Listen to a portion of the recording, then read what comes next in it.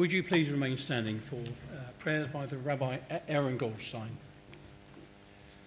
In ancient Israel, before time, there were always a system, a two-party system. There was one rabbi here and one rabbi there. One would say this and the other would say that. For 2.5 years, the schools of Shammai and Hillel remained divided. The former said, "It would have been better if humankind had never been created." The latter said, "It is better that humankind was created." After the debate, they reached a consensus. It would have been better that humankind had not been created. Now that we're here, however, let us look at our conduct. Humanity, a strange creation, offered the ability to choose good over bad and to create rather than destroy. Too often, individuals make the negative choice. Today I had the privilege to make new Jews. You see, if somebody chooses to be Jewish, they learn something, they become part of the community, and it is one of the honours of a rabbi to take people to the Beit Din. It's the only time we ever use it. A moment to rubber stamp people as becoming Jewish. We created the possibility for a number of people to create something of beauty and of worth out of their beliefs, their sense of identity, and focus on community, upon others, upon whom their lives in turn depend. Tonight, you have the task of creating or improving a society and structures for each individual within this borough to do the best they can with the humanity that they have been gifted. We say in our tradition, may the source of blessing grant you strength, and then at the end of time, may you rest in peace, knowing that you have been a human being.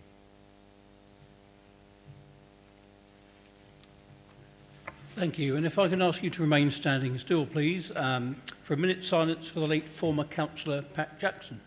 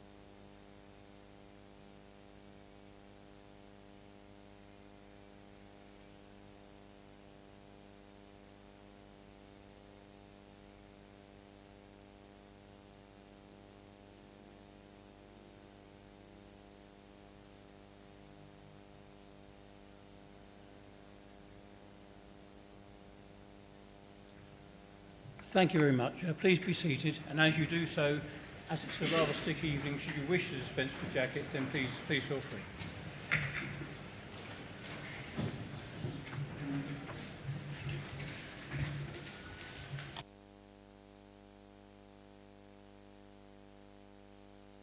Okay, apologies for absence, please. Thank you, Mr. Mayor. Good evening, councillors, ladies and gentlemen. I have a number of apologies for absence. First, for my voice, which is on the point of giving out, but hopefully you'll hear me. Apologies from councillors Bennett, Burrows, Roy Chamdale, Chubadar, Farley, Higgins, Lackmana, Lewis, Money, Nelson and Smallwood. Thank you. And we come now to the minutes of the meeting, council meeting held on the 10th of July 2025. Lloyd, over to you, please. Yes, Mr. Mayor, before anybody approves the minutes, there's omitted to record the minute silence that took place at the last meeting, so members are asked to approve the minutes subject to that being included. That agreed? Thank you. We come on now to declarations of interest in matters before us.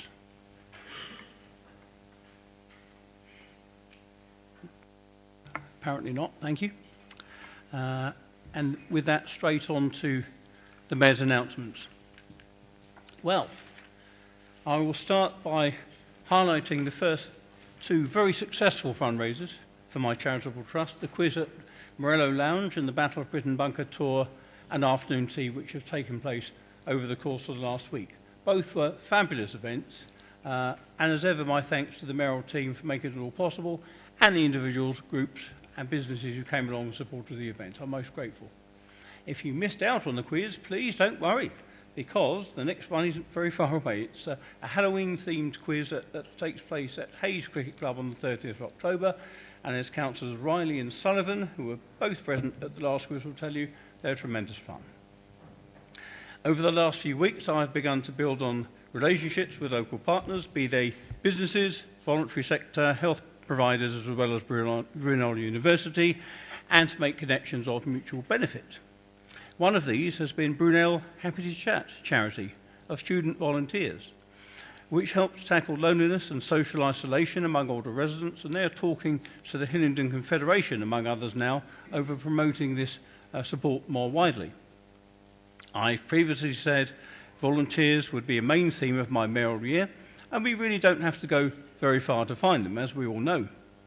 Maybe the great people of the Connections Cafe at St Matthew's Church in Newsley, who I visited recently, or the Age UK Club, who I've seen at one or two of our sheltered housing schemes, or perhaps the wonderful volunteers of the Mount Vernon's Comforts Fund, where I actually met a 99-year-old who, believe it or not, still takes 2 bus journeys to get to hospital to do a shift. These unsung and often unheralded people who don't court publicity or jump onto social media to promote their activity really are the very best of us, and I want to meet and recognise more of our volunteers. So if colleagues are aware of groups or individuals, or perhaps a business which is looking for an opportunity to support the voluntary sector in some way or another, I would be delighted to hear from them. I was also greatly privileged to join the Reverend Andy Thompson and the Hillingdon Interfaith community to launch a campaign to raise awareness of and tackle hate crime. At a time when the general outlook can seem pretty negative, sometimes we can draw positivity and optimism from some of the people we're privileged to represent. With the blessing of her parents, I would like to highlight the great work of 6-year-old Anna-Olivia Bickle, who lives in Uxbridge. I dropped into a cake and homemade lemonade sale, which she organised herself in her road, and she raised over £200 for Great Ormond Street Hospital. A great story which the Gazette, I'm sure, will be picking up this month. So well done to Anna-Olivia. Finally, on a very much lighter note, I found myself singing an old Frank Sinatra number at the Cedar House Care Home in Harefield in recent weeks. Don't worry, I will not be giving up the day job anytime soon, but it's amazing the things you do in a good cause in this role. Whoever said the mayoralty is not for serious politicians? Thank you very much.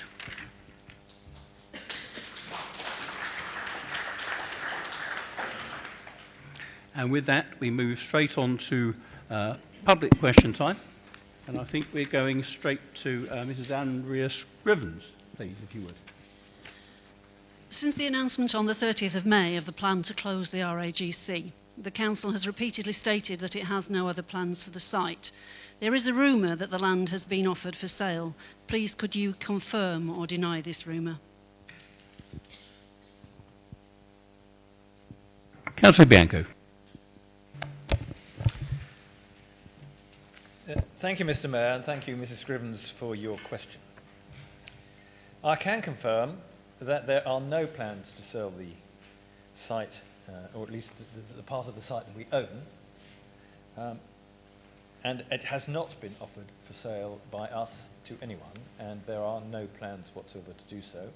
I am pleased, therefore, to confirm that it is nothing more than a rumour. Thank you very much, and we come now to John Scrivens. Friends of RAGC used the procedures laid down on the council website to nominate the Rural Activities Garden Centre as an asset of community value as specified in the Localism Act of 2011. The statutory 8-week period during which the council is required to make a decision on the nominations expired before the end of August. So the council is in breach of the Localism Act. Why did the council neither process these ACV nominations within the statutory time limit, nor provide us with any reason for this failure? Thank you. Councillor Bianco. Thank you, Mr. Mayor, and thank you, Mr. Scrivens. Can I start by apologising on behalf of the council sincerely for the delay in confirming a decision on whether the land at the RAGC is an asset of community value or not. I hope you will appreciate that the timing of this, and it's not an excuse but it is a factor, occurred during what might be described as the summer holidays, and that did not help the speed of our decision making. However, we fully acknowledge that a response to inform you of the delay should have been sent earlier to you than it was. However, the Council is working now actively to finalise the decision on this application. The Council is keen, as I'm sure you will appreciate, to make sure we make the correct decision based on solid information. This decision is now expected within the next 14 days, at which time I will arrange for you to be informed. Thank you. Thank you, Councillor Bianco. So, next question from Lynn Jackson. I'm not certain Lynn's with us.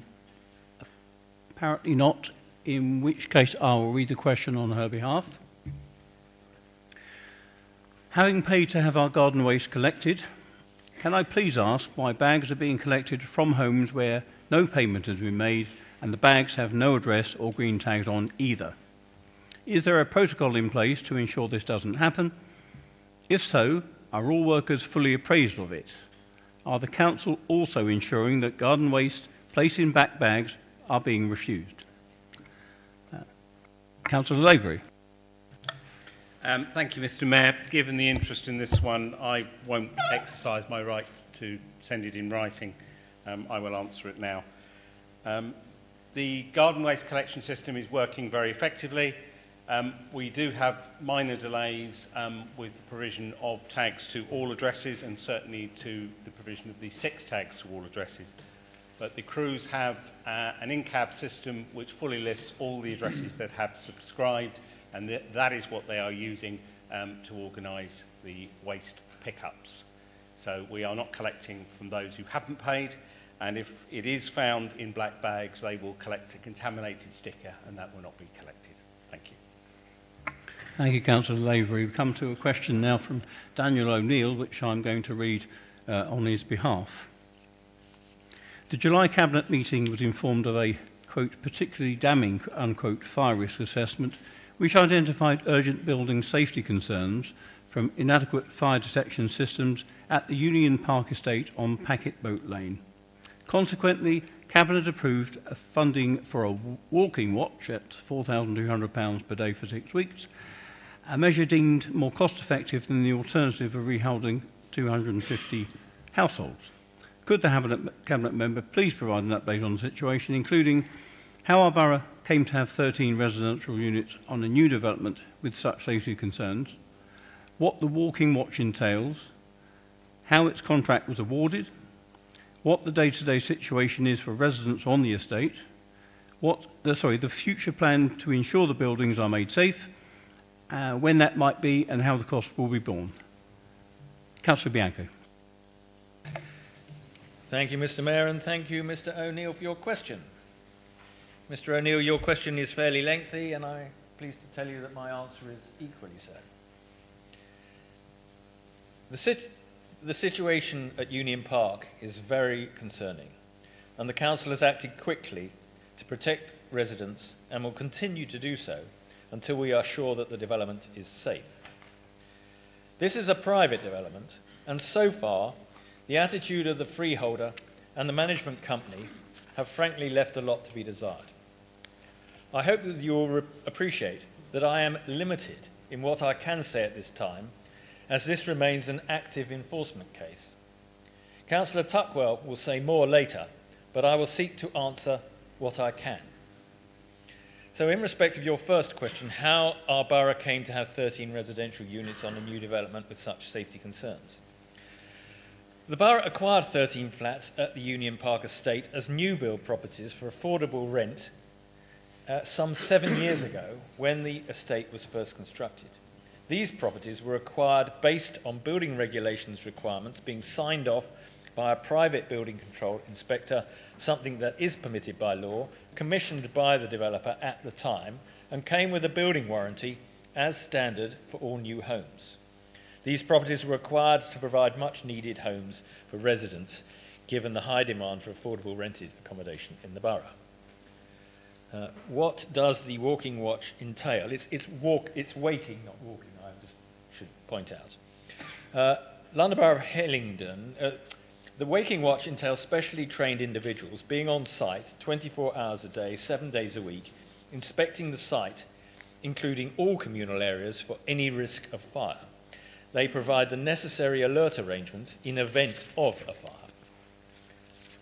How was the contract awarded? London Borough of Hillingdon worked with Home Group, who themselves own 60 flats in 2 blocks on the estate, to use their reputable waking watch provider, given the short notice involved. The waking watch was and is delivered to the safety standards required by the London Fire Brigade, and that's absolutely vital. What is the day-to-day situation for the residents? In respect of its own block, Hillingdon has proactively assessed the risks and has already undertaken remedial works, including the installation of an upgraded fire safety alarm system, and provided new risk assessments for each tenant, working with the London Fire Brigade. This means that our flats continue to remain safe to live in. All of our tenants have personal emergency evacuation plans, PEEPs, and one tenant who cannot self-evacuate is being supported to decant elsewhere. Future plans to ensure the buildings are made safe.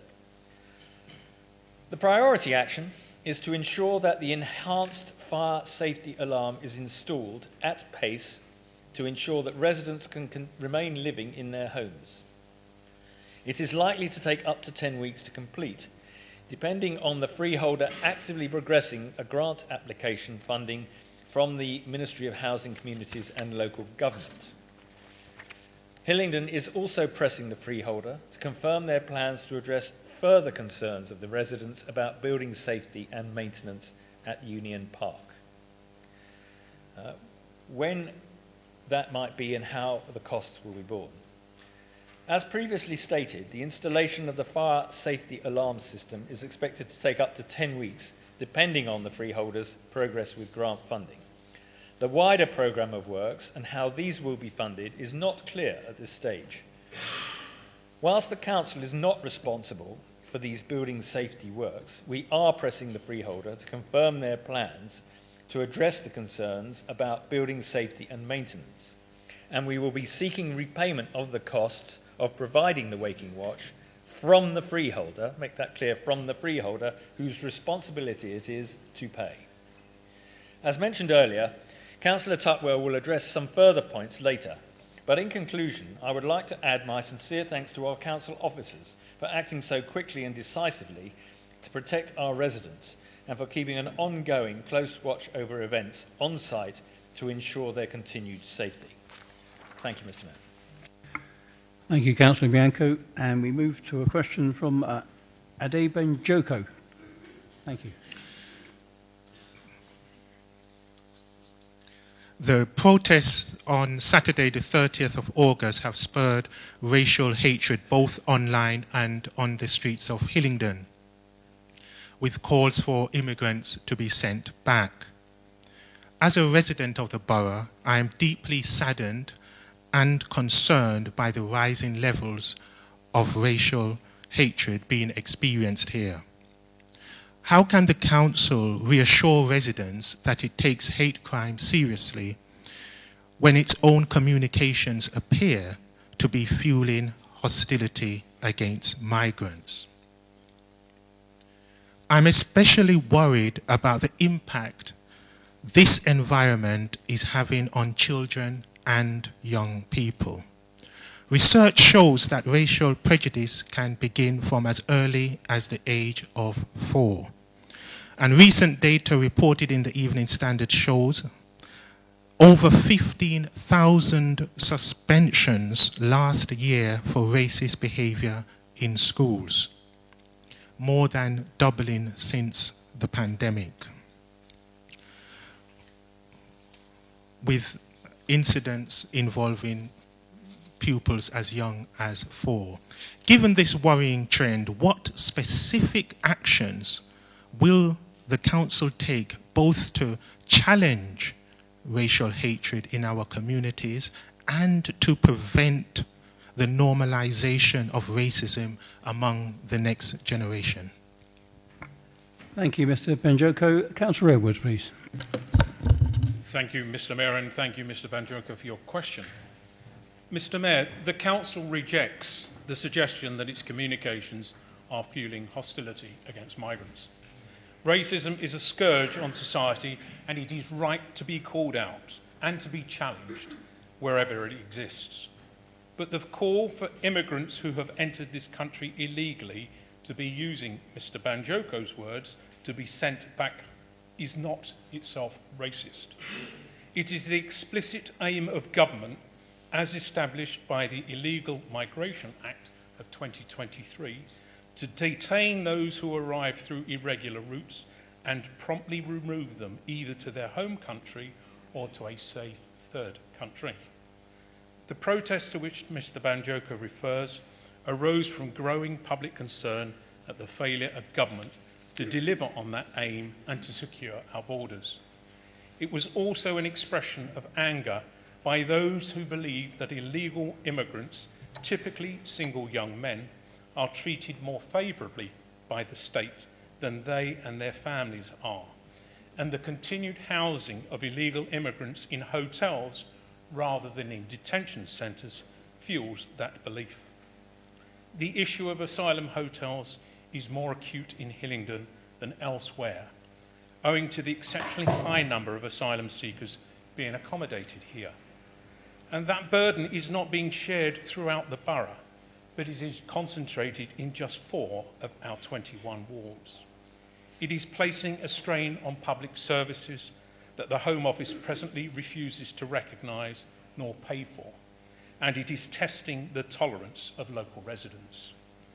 As happened on the 30th of August, the protest to which Mr. Banjoko referred, outside bodies, extremists and racists hijacked the resident-led peaceful process, and it is those extremists that must be the focus of our condemnation, not our local residents who were peacefully expressing their right of protest to bring about change.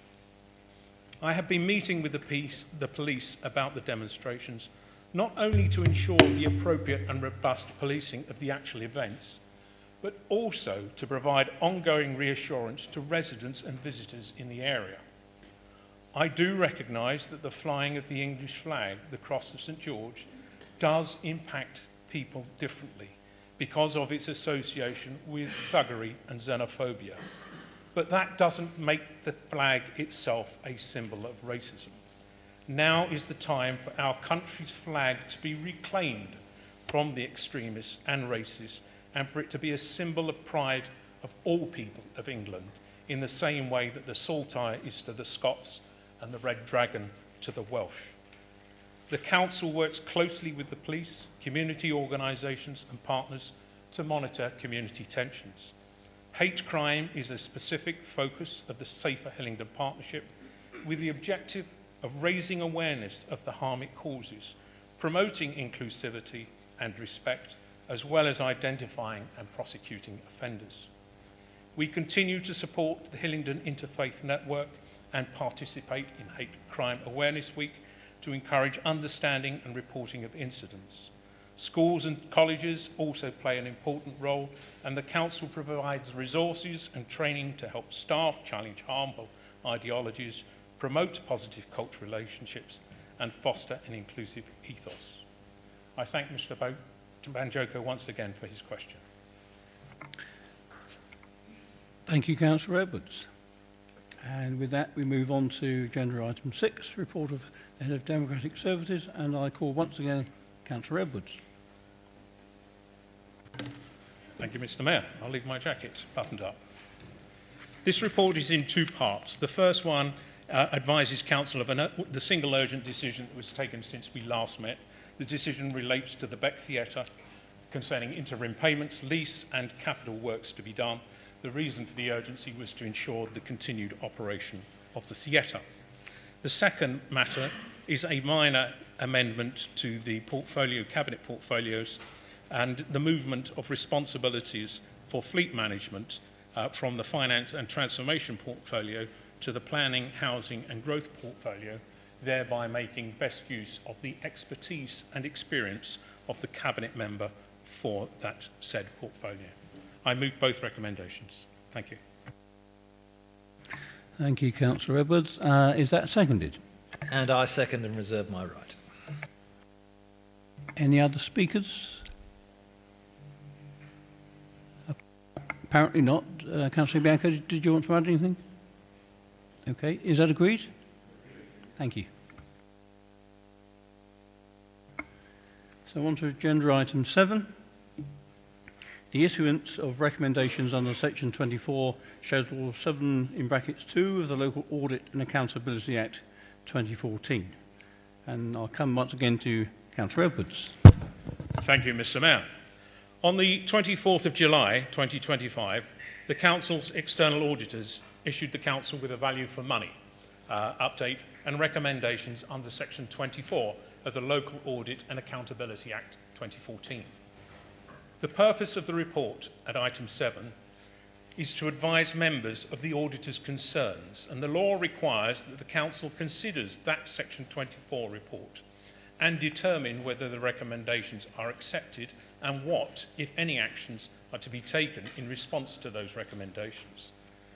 The auditor's recommendations are at paragraph 10 of the report of the Head of Democratic Services and Director of Finance.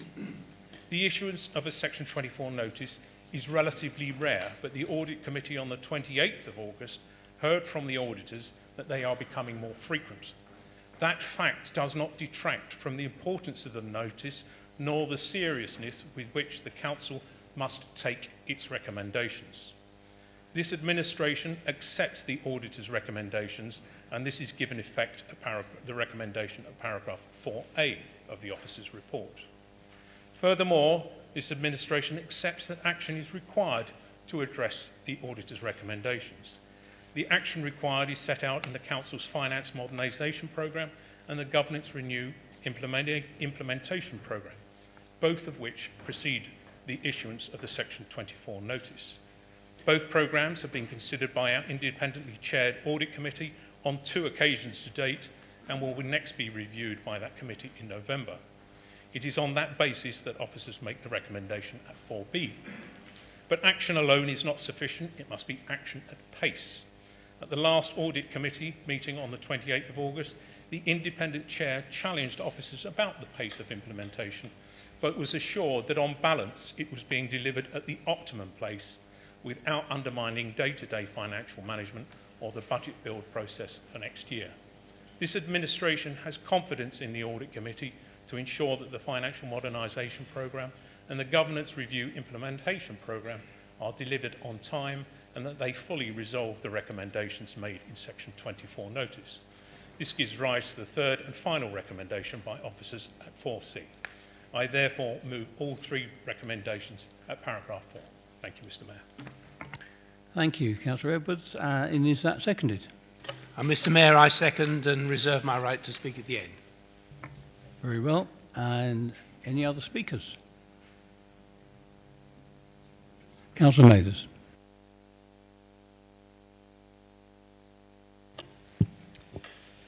Thank you, Mr. Mayor. I rise to move an amendment to item 7 because the current recommendations, whilst well intended, do not reflect the urgency of the situation we are in. The Section 24 report from Ernst & Young is not just a warning, it's a red flag. It confirms that the Council's financial governance has failed and that without immediate and sustained action, we risk further deterioration and external intervention. Let me quote directly from recommendation 7 of the report.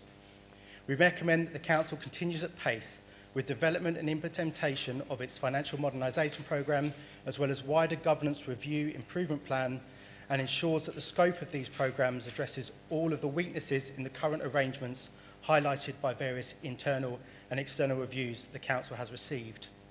At pace, Mr Mayor. At pace is the key phrase, and yet the current recommendation gives up to 12 months to report back. This is not pace, this is delay. The amendment does not reject the officer's recommendation, it strengthens them. It calls for immediate revision of the Financial Modernisation Programme and the Governance Review Improvement Plan to ensure that they are robust enough to address the full scope of the weaknesses identified with the urgency required. Regular reporting, not just annually, but at every council meeting between now and February's budget setting session.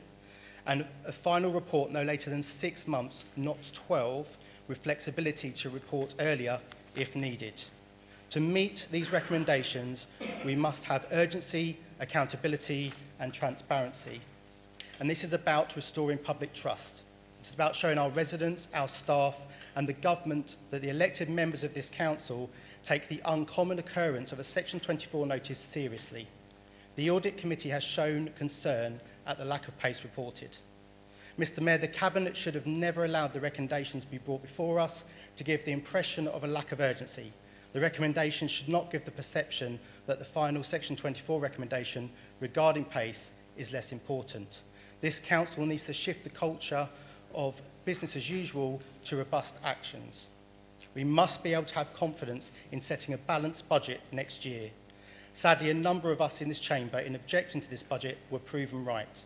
This must not be repeated.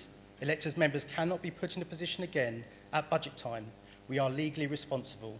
There can be no drift, there can be no wait. So I urge all colleagues here tonight to support this amendment. Let's match the seriousness of the auditor's findings with equal seriousness for urgent action, and let's do it now. I move this amendment.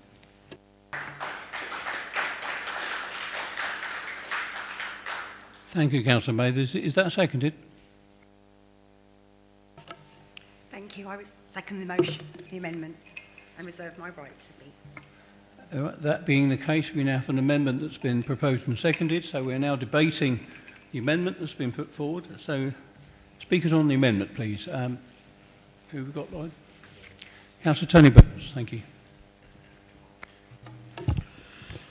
Thank you, Mr Mayor. I'm speaking on the amendment. As a member of the Audit Committee, I share Ernst & Young's deep concerns about the slow pace of action and the wider government's failures in this council. The internal audit report on directed governance presented in September 2024 was damning. It highlighted poor data quality, weak oversight and insufficient senior capacity, largely due to the focus on council-wide transformation. The head of internal audit concluded that no assurance could be given over internal controls, risk management or governance during 2024-25. Yet despite this, it took nearly 6 months for the Chief Executive to commission the Government Review Improvement Plan, the GRIP. As you could say, 6 months to get a grip. Even more worrying is the GRIP's progress. In 6 months, only 2 actions are rated green: appointing consultants and taking meeting minutes, basic functions that should never have been in question. This explains the poor data quality and the dire financial position we now face. While GRIP rates most areas as amber, implying progress with some concerns, Ernst & Young clearly disagree. Their Section 24 notice and the 7 statutory recommendations make that clear. Mr Mayor, when external auditors say it's exceptional for a council's internal auditor to give no assurance, we should be alarmed. This is not just about finances, it's about systematic failures in governance that affect the entire organisation. To make matters worse, GRIP references a finance procedures manual that's missing, despite being part of the Constitution. Without it, and with high turnover and low morale, it's no wonder accurate financial information isn't being delivered. This council needs urgent, decisive action, and that starts with tonight. I urge members to support this amendment and demand the pace of change that this crisis demands. Thank you. Thank you, Councillor Burles. Councillor Douglas Mills. Thank you, Mr. Mayor. I think there are always, when we've got to look at amendments, two tests that should be met. One is about, does the amendment really add value to the original motion, and is there any credibility behind the thinking of the amendments?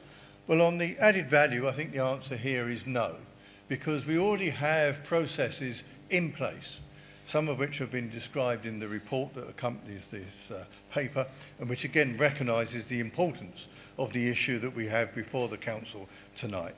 And has been made before, and just to make sure everyone in this room understands, the actions being taken within GRIP and what have you were already happening before the auditor's report was published.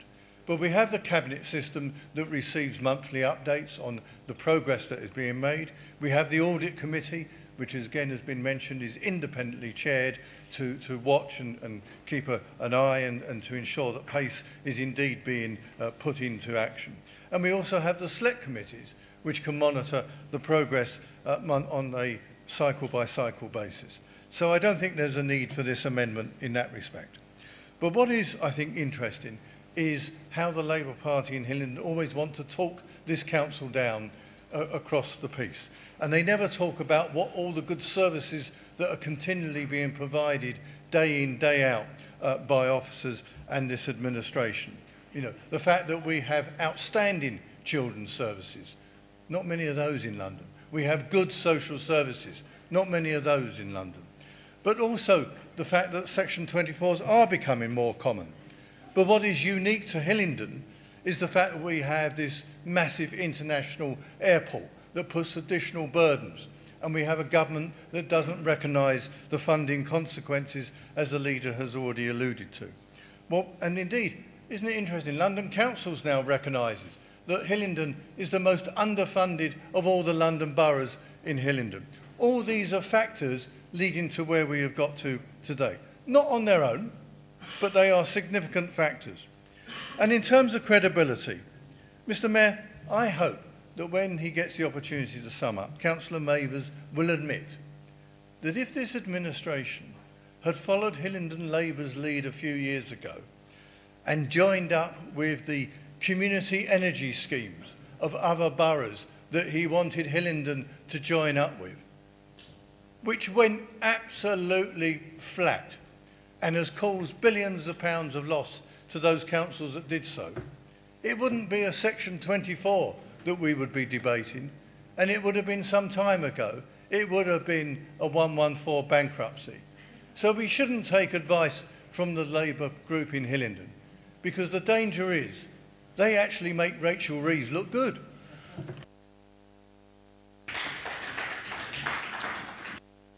Thank you, Councillor Mills. Councillor Mand, please.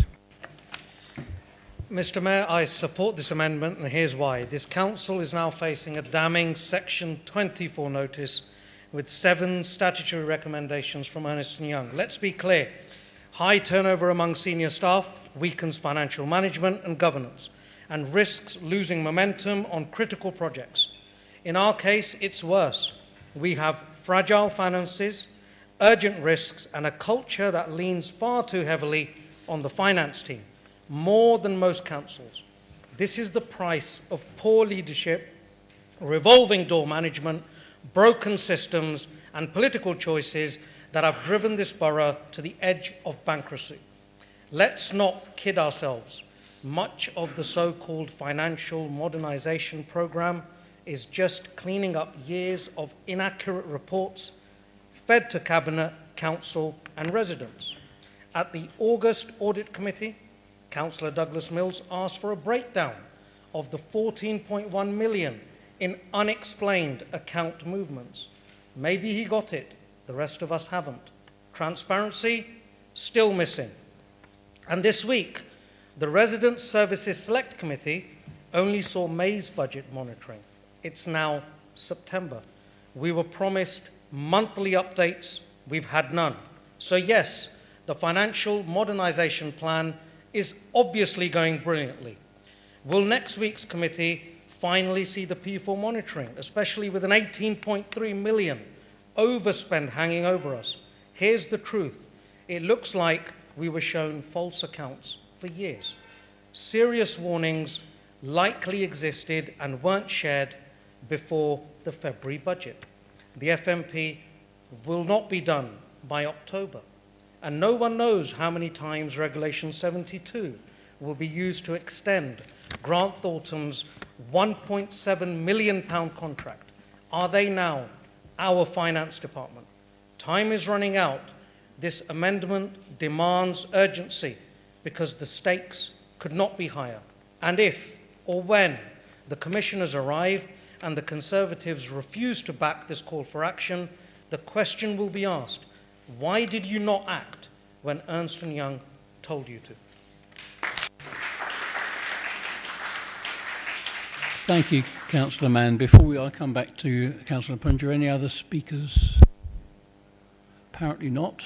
Okay, so Councillor Punja, you seconded and reserve your right. Mr. Mayor,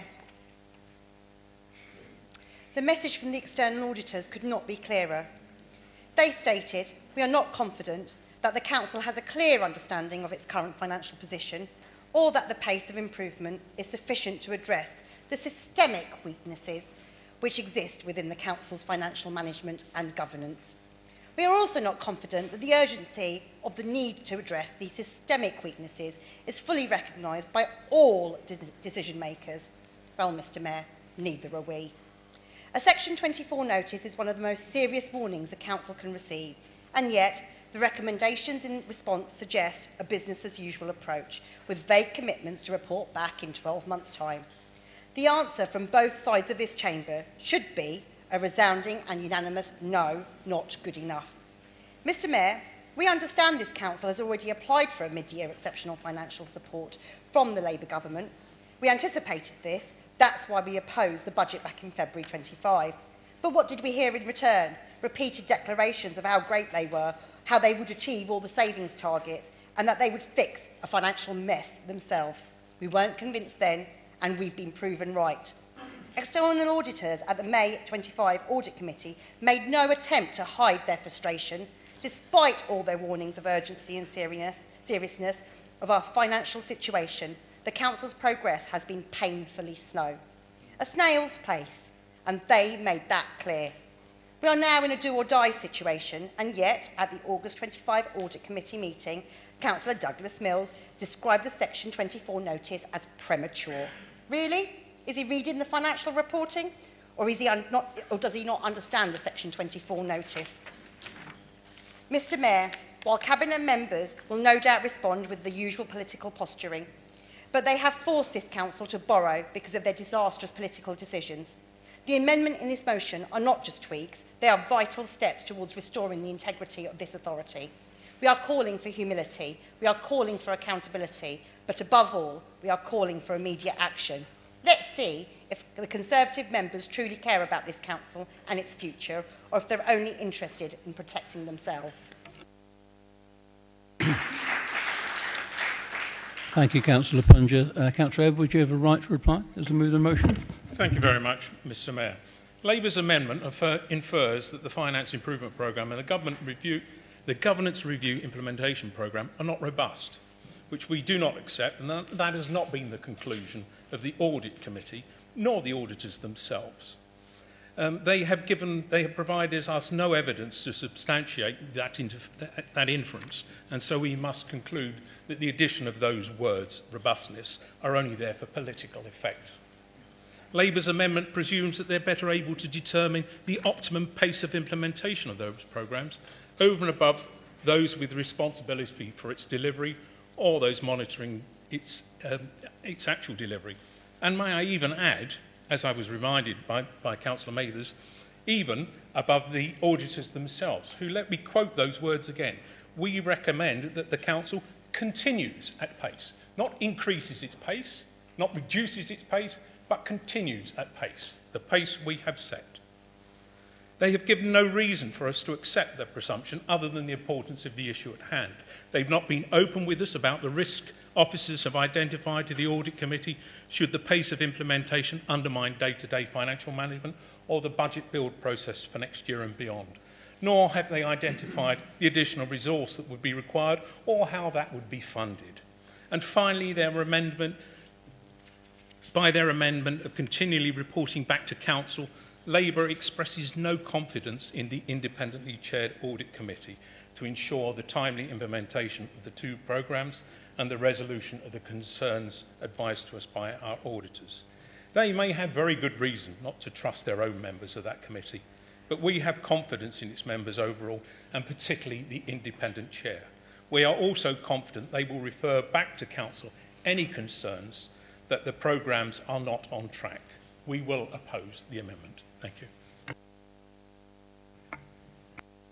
Thank you. And we return then to Councillor Mathers as the mover of the amendment.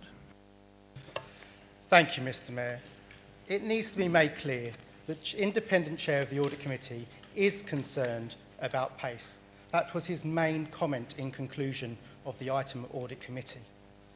Councillor Mills, who sits on that committee, doesn't seem to be concerned by the Section 24 report, just like he wasn't concerned that the budget estimates weren't sufficiently robust in order to set a budget this year.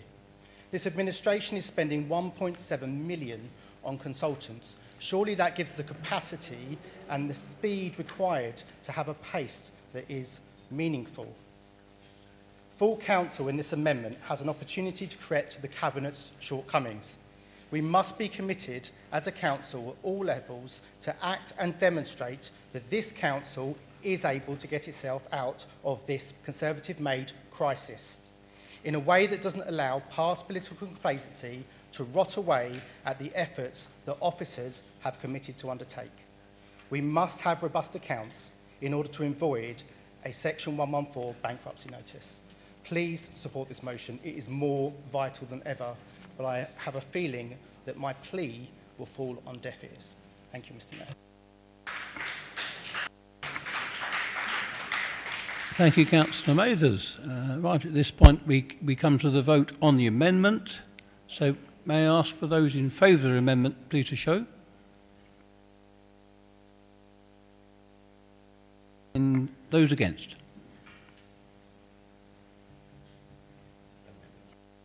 That amendment is lost.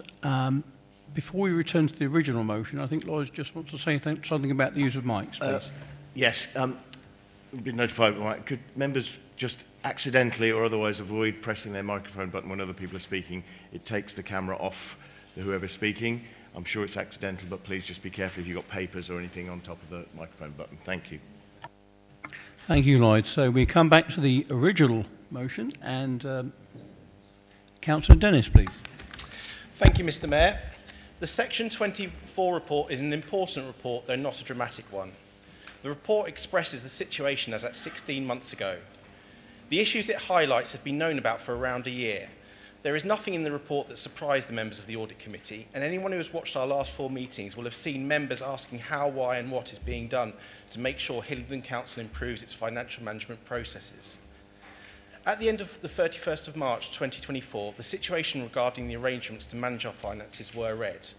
Today, I believe this has moved to amber. The Council still has much to do, but I am confident of the direction of travel.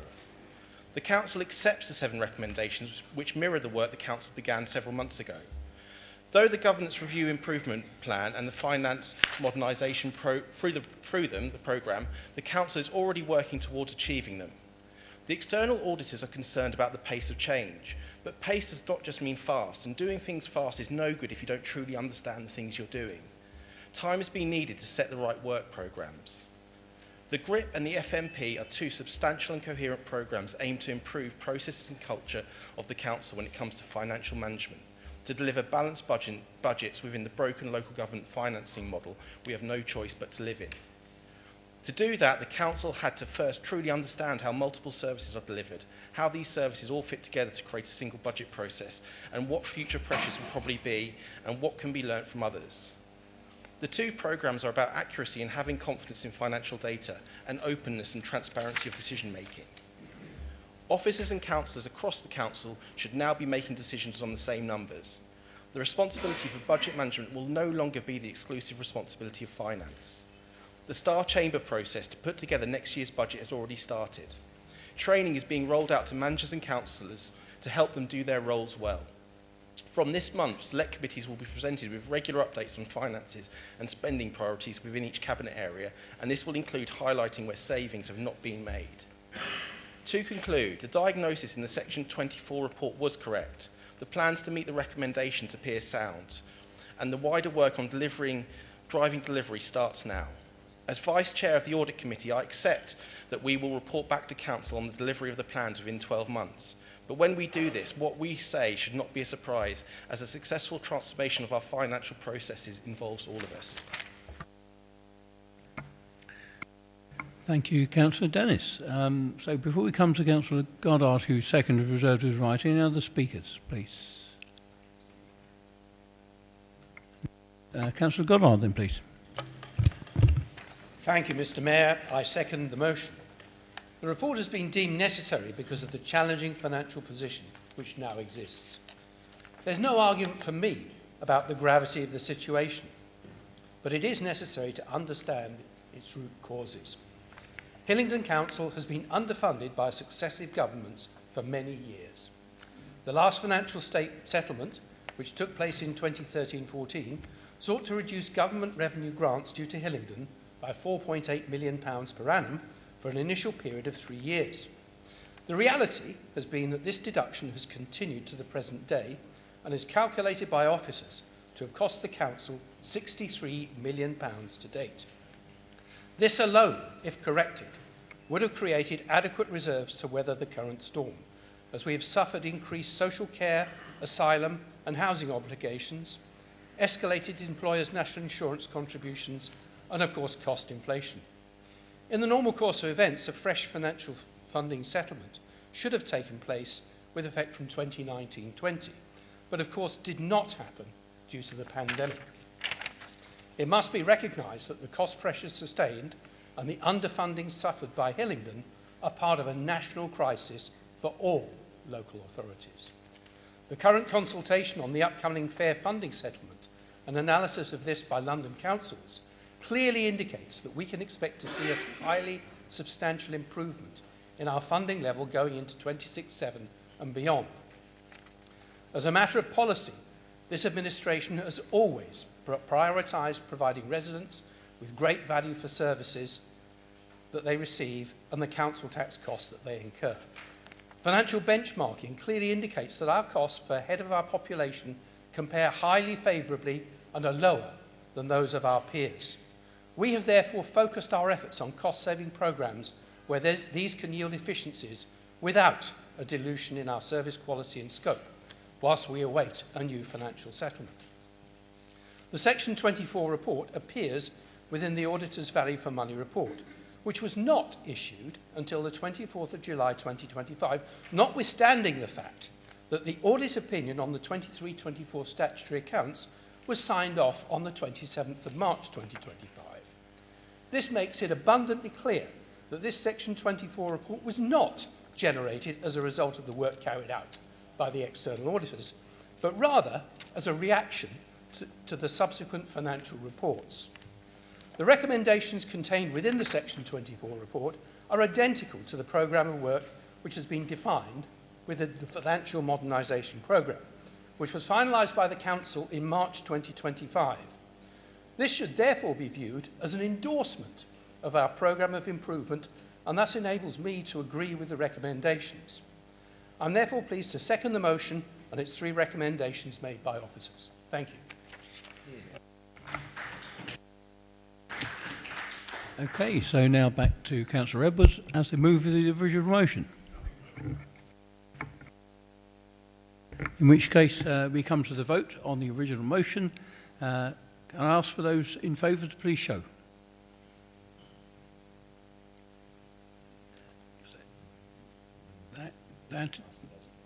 I should ask for those against to be complete. Anyone against? That's unanimous. That's carried. Thank you. And with that, we come on to members' questions. And we're going to start off with one from Councillor McQuarrie to Councillor O'Brien. Thank you, Mr. Mayor. Can the Cabinet member please provide an update on the progress of managing the high needs budget and how the team are progressing the SEND improvement plan whilst being more financially efficient. Councillor Ryan. Thank you, Mr. Mayor, and thank you, Councillor Makwana, for your question. Thank you. The education team have worked tirelessly to improve the council's position in managing the high needs block budget, which is part of the Dedicated Schools Grant, the DSG.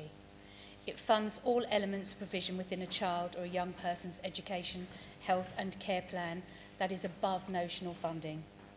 This in-year improvement has come from the alignment with our local area SEND and alternative provision strategy 2023 to 2028. The strategy sets out the vision for SEND in Hillingdon and encompasses SEND improvement areas as well as the safety valve elements. This has been the driving force for change in Hillingdon and has reset our expectations for our area-wide SEND improvement programme. The strategy underpins the priority areas that SEND services and partners work on collaboratively to ensure the right support is provided to children and families at the right time and in the right place. The most significant achievement has been in strengthening early intervention, something that I have spoken about in council many times before. This has benefited children and settings with pre-statutory support and funding routes. It has supported slowing the growth of EHCPs by meeting needs earlier where it can, and has led to a reduction in the number of plans providing cost-effective provision for children with SEND needs. The key EHCP highlights as per the latest published SEND 2 data for 2025 for Hillingdon is the net growth of EHCPs was -1% during 2024, a significant reduction compared to the 7% growth reported in 2023 and the 8% growth recorded in 2022. Every step of the educational health and care needs assessment journey to EHPC, without exceptions, in Hillingdon is above national. Hillingdon has achieved 91% compliance for statutory timelines in 2024, and that compares to 57% which was reported in 2023. Below national for SEND children's absences, persistent absence, authorised and severely absent is also above national rates. Hillingdon has achieved 91% compliance for statutory timelines in 2024 in comparison to 57% reported in 2023.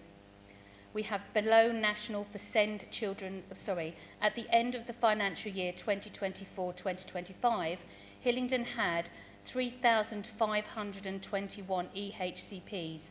That is in comparison to 3,441 EHCPs at the end of 2023-2024. This data includes growth in new plans, movers in and ceasing of plans. Therefore, the service has successfully managed to reduce demand of plans by 219 more than originally was projected and anticipated. This has predominantly been due to young people receiving early intervention support, achieving their outcomes, or moving into employment opportunities. The revised mainstream school banding model, which was launched in September 24, and the special school banding model, which was launched this year in April 2025. The new funding model means that the banding frameworks have created a fairer, more transparent, efficient and effective high needs funding scheme, including the allocation and assignment of top-up funding. Hillingdon special schools continue to provide good value for money, with the average cost remaining relatively stable despite the increasing capacity. The DSG deficit, as at the end of March 2025, is £65.7 million. This is an 11% improvement on the forecast position at the commencement of the safety valve programme in 2022-2023. The above work has contributed to putting us in a much stronger financial position for the Council's high needs budget position. The outturn position is better than expected at the end of March 2025. An in-year overspend for the DSG of £15 million is mainly due to costs in the high needs block, which finished the year with an in-year overspend of £14 million, which in comparison at the end of March 2024, the overspend was £28.7 million. The Education and SEND teams are working hard to continue to lower the in-year deficit further this year. At the end of March 2025, average top-up costs, including inflationary pressures, was approximately £12,000, a 31% reduction in the average cost of top-ups compared to the beginning of the safety valve programme in 2022-2023, which was at £18,000. Further, new EHC plans issued in 2024-25 came in on average at £8,000, and this will create an estimated cost savings of £3.4 million. This is due to placing less children in high-cost independent provision and the new banding framework, which I have mentioned earlier. The most significant year-on-year change is attributed to further education placements. Officers have engaged with the local further education institutions and strategically increased capacity at post-16 provision. This has meant that more complex needs can be met in further education rather than specialist post-16 provisions, which tend to be more expensive. At the end of March 2025, the funding paid into independent settings has reduced by 15% when compared to March 2023, with a total cost of £13 million, making up 24% of Department for Education funding allocated to Hillingdon compared to 33% in March 2023. At the start of 22-23, there were over 400 placements in independent settings, costing an average of £49,000 per placement. At the end of 24-25, this had reduced to approximately 263 placements at an average cost of £54,000. The increase in average cost is as a result of only the most complex of needs being met in independent settings, with fewer children and young people now meeting this criterion. In the year to March 2025, the investment in increasing the available local offal in special schools and in specialist resource provisions had grown to £19 million, a 34% increase compared to March 2023. However, this increase supported Hillingdon's strategy of educating children in their local community, wherever possible, by placing more children in maintained special provision rather than high-cost independent placements, which are also generally out of borough, which brings on special educational needs transport costs. Hillingdon does invest in non-statutory funding to support SEND children and young people, and spent £3.8 million in 23-24 and £4.1 million in this year 24-25. Last year. Many councils do not provide non-statutory funding. However, this council does understand the value of what non-statutory SEND funding provides to our schools and the significant impact that will be caused if it was removed. The council remains focused to continue to reduce the high needs block deficit earlier than forecasted. Some of the full impact of savings will be seen from 25-26 onwards due to the lag between the implementation of services and the benefit realisation in cash terms. The break-even in-year financial outlook is stable, evidenced by the team's progress to date and exceeding the set original projections. A revised projection sees the council achieving an in-year balance in 2027-2028. Although significant progress has been made to operate more efficiently whilst meeting the needs of children and young people, the pressure on the high needs block is beyond a council's responsibility alone and is impacted by many other factors which we have discussed in here on many occasions. The current in-year shortfall is entirely driven by continued demand and high cost pressures in high needs placements, which remain significantly underfunded in the DSG allocation from the Department for Education.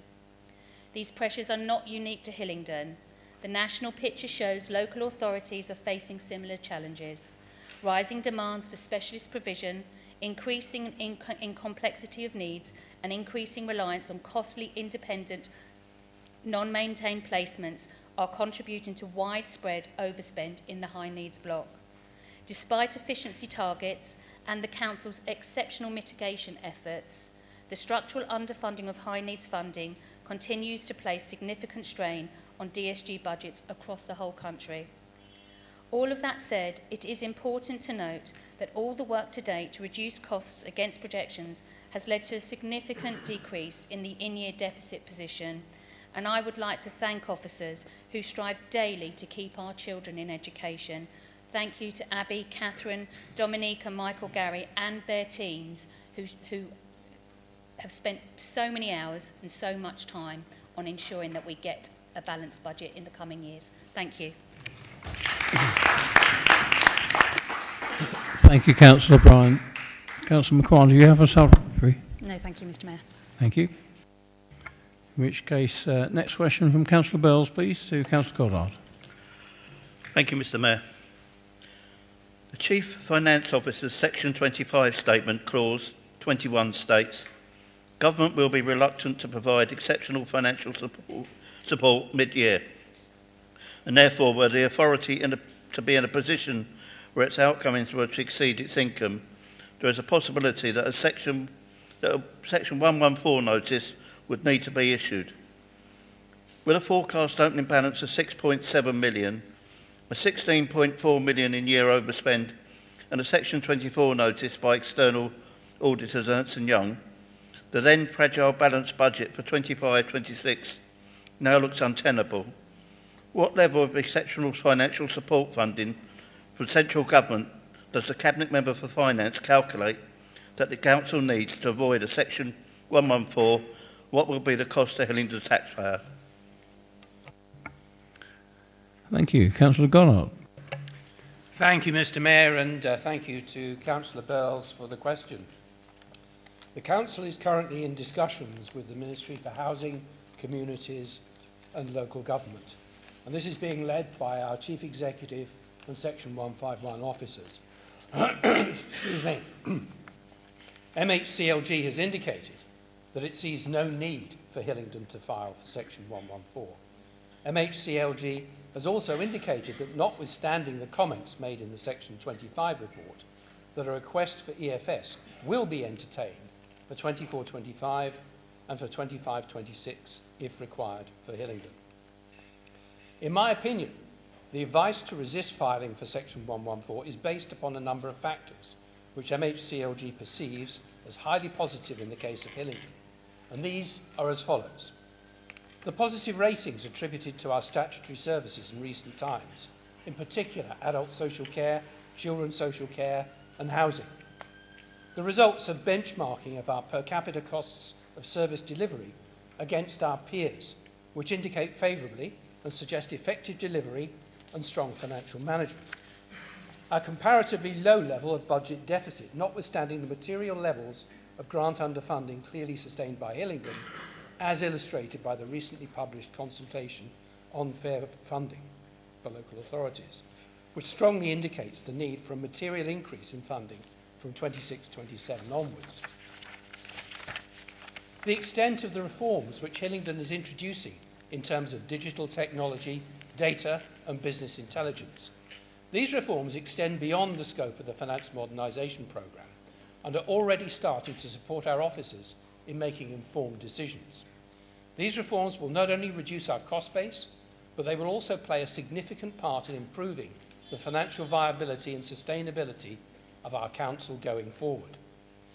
The fact that Hillingdon has not resorted to the speculative and often costly get-rich-quick investment programmes which have brought so many councils to their knees. And of course, finally, the great value for money which Hillingdon delivers to its residents from a low council tax base. Mr Mayor, it's important to recognise that EFS can be granted in three different ways. Firstly, by the provision of additional government grants. Secondly, as an accounting adjustment, which reclassifies revenue expenditure as a capital item and has the effect of increasing reserves. And I must emphasise that this does not involve any incoming cash or indeed outgoing cash. Thirdly, by granting a permission for councils to increase council tax by a rate which is in excess of the normal referendum limit. Now, I must make it absolutely clear that Hillingdon has not sought to go for an additional increase in council tax. I regret that I'm unable to provide the requested indication of the level of EFS capitalisation which is being sought for 24-25. This has been actively considered by me, and I'm in agreement with officers as to the quantum of this request. But to make public disclosure of it at this time, while MHCLG are considering our request, would be highly inappropriate and might prejudice those negotiations. What I will say is that we expect the minimum EFS requirement to cover the projected general fund reserve deficit and to address the adequacy of reserves for any future potential pressures. We will also therefore assess future financial sustainability in the lights of the Fair Funding Review and the phasing in of any increase in funding which will improve the Council's position. There are further discussions with MHCLG and the Home Office for grant funding to offset the impact of additional burdens, particularly from the Home Office's asylum dispersal programme, where Hillingdon is supporting a level of asylum seekers above the planned level under the dispersal programme. But the outcome of these discussions has not yet been decided. There will not be a cash cost, which falls upon local residents, as a result of the implementation of an EFS capitalisation direction. And as I've already said, this is an accounting adjustment. I will, of course, be very happy to disclose the EFS capitalisation and grants positions to members once this has been agreed. Thank you, Mr. Mayor. Thank you. Do you have a supplementary, Councillor Bowles? Yes, Mr. Mayor. While this administration is grappling with the reality of a 18.3 million overspend, a Section 24 notice and the looming threat of a Section 114, can the administration explain why they have failed to offer any credible solutions, take any responsibility for decisions that contributed to this financial cliff edge, or even acknowledge the scale of the crisis? Is their silence a strategy, or simply an admission that they are unfit to lead Hillingdon through a financial recovery? Councillor Goddard. Thank you, Mr. Mayor, and thank you, Councillor Bowles, for the question.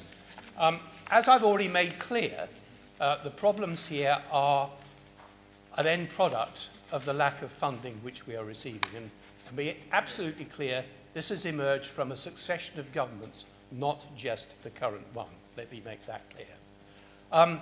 In those circumstances, it would be very difficult for us to do anything else other than drive down our operating costs as far as we possibly can. The other observations that Councillor Bowles made, I do not recognise, particularly as we have been quite transparent and open in terms of the gravity of the situation and the challenges which this Council has faced. I have to say, however, I do look forward with optimism, given the receptive attitude that MHCLG is taking towards our discussions, and also the positivity that is emerging from the upcoming funding review. Thank you, Mr. Mayor. Yeah. Thank you. Question from Councillor Banerjee to Councillor Goddard. Thank you, Mr. Mayor. There has been much comment in the national media about the indebtedness of councils and the amount of residents' council tax used to pay the interest on the debt. Would the Cabinet member please tell me what is our current level of borrowing and how we compare with other councils? Councillor Goddard. Thank you, Mr. Mayor, and thank you, Councillor Banerjee, for your question. According to published government figures for 25-26 quarter one, in other words, as at the 30th of June 2025, the 20 outer London boroughs, which are the most comparable to Hillingdon's circumstances, have aggregate borrowings of £13.9 billion, with the heaviest level of borrowing by a single council sitting at £1.5 billion. The average level of borrowing per council in Outer London is £697 million, whilst Hillingdon's level of borrowing is below this at £535 million, and this places us at the bottom of the third quartile of Outer London boroughs. And this is largely attributable to our control of capital programmes and our effectiveness in securing grant funding for our capital projects. Thank you, Mr. Mayor. Thank you. Have a supplementary, Councillor Banerjee? Yes, Mr. Mayor, I do. Thank you. A recent article in the Times highlighted that nationally, £1 in every £5 collected, another 20% of receipts from council tax are being applied by councils nationally to the cost of debt service. Can the Cabinet member please comment the position that Hillingdon finds itself in this respect? Thank you. Councillor Goddard. Thank you, Mr. Mayor, and thank you again, Councillor Banerjee. There's a clear picture of local authorities suffering underfunding from national governments over the years. And this has left many councils with very much larger budget gaps than Hillingdon, which have required very extensive cash flow funding. Across the last 6 years, 9 London boroughs have sought exceptional financial support, and the total of these requests has amounted to £989 million, almost £1 billion. Furthermore, a number of councils, again unlike Hillingdon, have suffered from failed financial investment projects, which have further increased the cash requirements. In contrast to this reported national position, Hillingdon's reported spend on debt service is 29 pence per £5 of council tax. In other words, that's 5.9%, as opposed to the reported number by the Times nationally of 20% of council tax raised.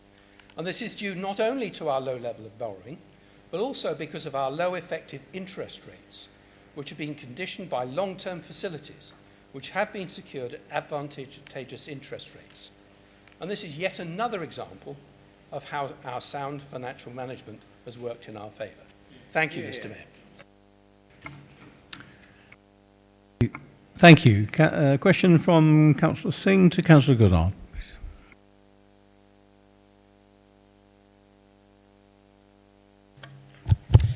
Thank you, Mr. Mayor. The budget report agreed by Cabinet in July 2025 points the finger at the previous Section 151 officer for not remanding the situation.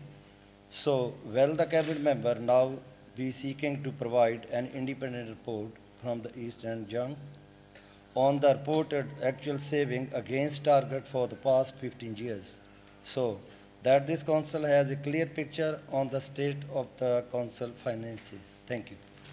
Thank you. Councillor Goddard. Thank you, Mr. Mayor. This is going to get a bit boring, I'm afraid. Constant dialogue, but let's continue. And thank you, Councillor Singh, for your question. The auditors do indeed review and report on savings delivery as part of their annual value for money statement. There's therefore nothing to be gained from going back over the past 15 years, as this provides no assurance over the current financial position of the Council. Therefore, an independent report will not be sought on this specific matter. Thank you, Mr. Mayor. Councillor Singh, have your supplementary? Yes, Mr. Mayor. In what way is pointing the finger at Section 151 officers for the Council political decision and mistakes a good way to treat our officers who are only trying to keep the Titanic afloat?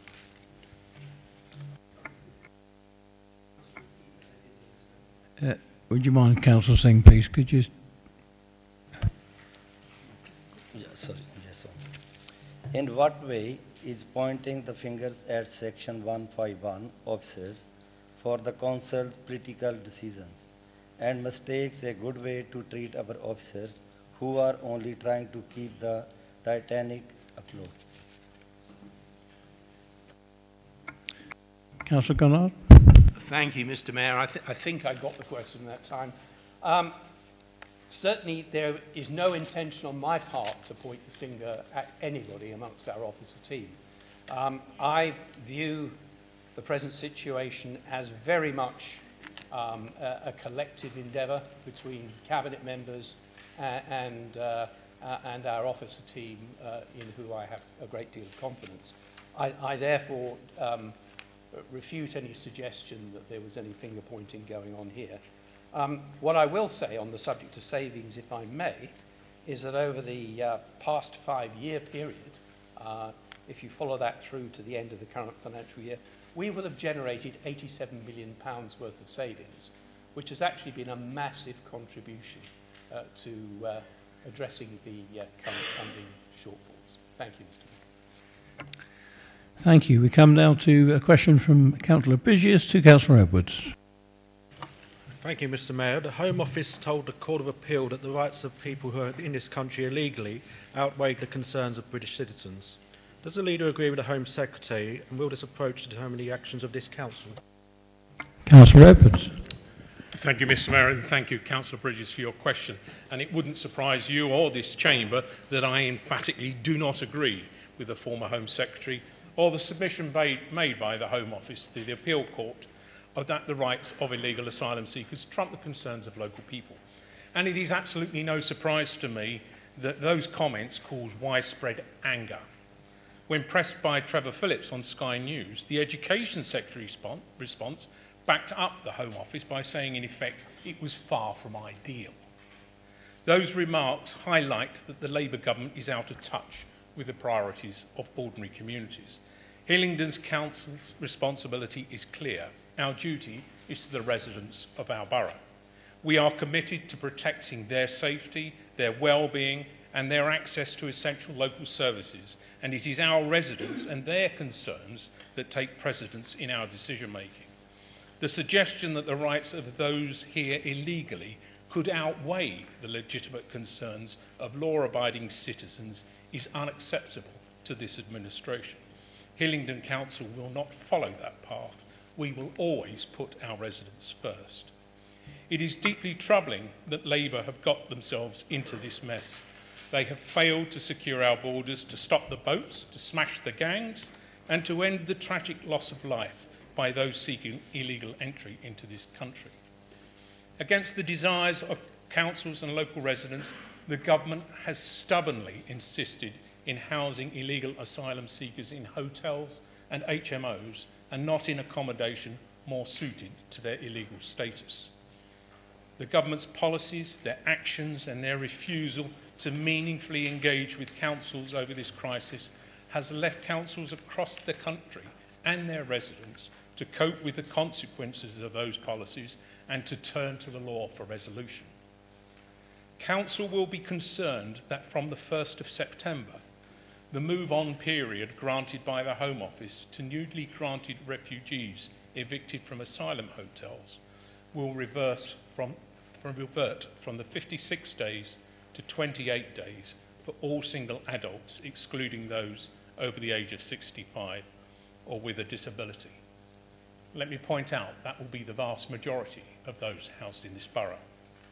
This is likely to affect the majority of people within the asylum accommodation in London, and this decision was taken irrespective of the concerns of boroughs and that there will likely be an increase in rough sleeping, as 28 days is widely considered too short a time period to help someone set up universal credit, find housing in the private rented sector market, and find employment. The 56-day period had been secured earlier following lobbying by London councils and charities, and the decision to revert to the former failed policy is further evidence that the Home Office is not interested in working with councils to manage this crisis. We will act decisively to ensure that national policy does not undermine local services, safety or community cohesion. Residents' voices will be heard and their concerns will guide our actions. Whilst we are respectful of the law and the democratic process, we will never let misplaced national priorities dictate the actions of this council. Thank you, Councillor Bridges, for your question. Thank you. Have you a supplementary, Councillor Bridges?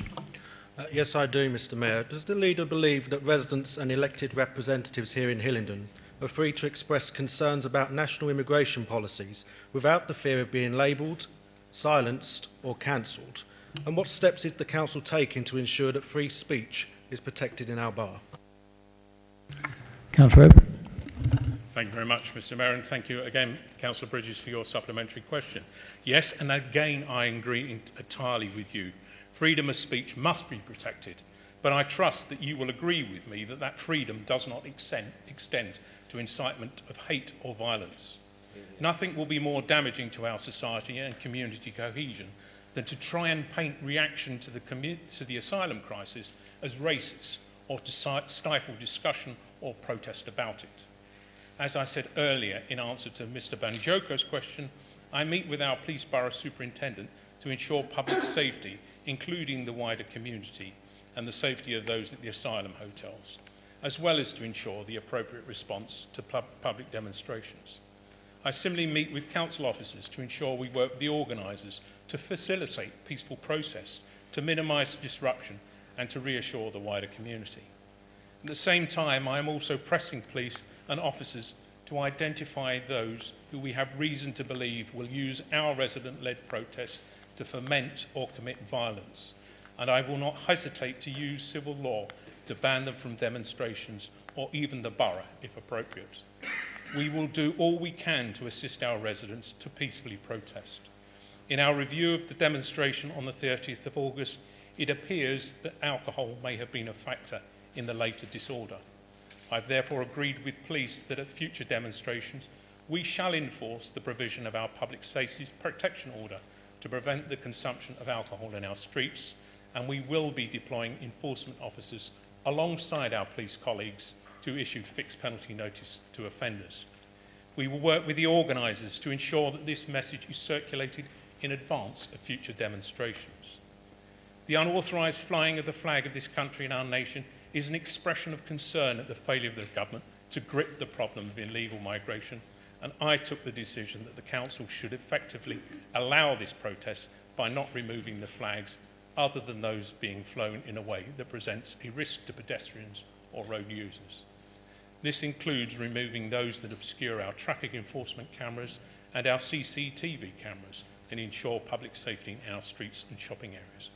However, this tolerance does not extend to graffiti, which will be removed and offenders will be pursued. Thank you, Mr. Mayor. Thank you, Councillor Edwards. So we come to Councillor Sweeting with the question to Councillor O'Brien. Thank you, Mr. Mayor. The Audit Committee report of the 28th of August 2025, page 60, provides details in the value for money section of the weaknesses highlighted with regards to financial sustainability and quality of council information, with 7 recommendations proposed in the final 2023-24 Auditor's Annual Report.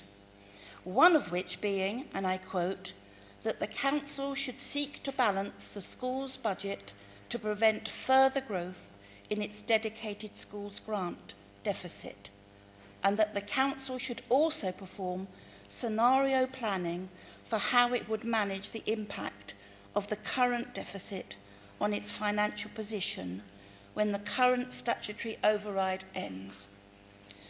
Although the government's statutory override has now been extended to March 2028, and although the council has taken action to reduce the annual overspend on DSG to 15 million at the end of March 2025, could the Cabinet member provide details of how the deficit of 65.71 million is being addressed, as it is still the highest of any London borough and is increasing? Thank you. Thank you. Councillor O'Brien. Thank you, Mr. Mayor, and I thank Councillor Sweeting for her question. There is no doubt about the significance of Hillingdon's DSG deficit, which, as Councillor Sweeting says, currently stands at £65.7 million and is currently, as Councillor Sweeting says, the highest in London. However, this is a national issue driven by structural underfunding of the high needs block, with Hillingdon by no means the highest in the country. That being the total aggregate deficits across all councils at the end of 23-24 was standing at 2.3 billion nationally. I have explained in my previous question the number of issues that we have sought to change and have changed and made a difference.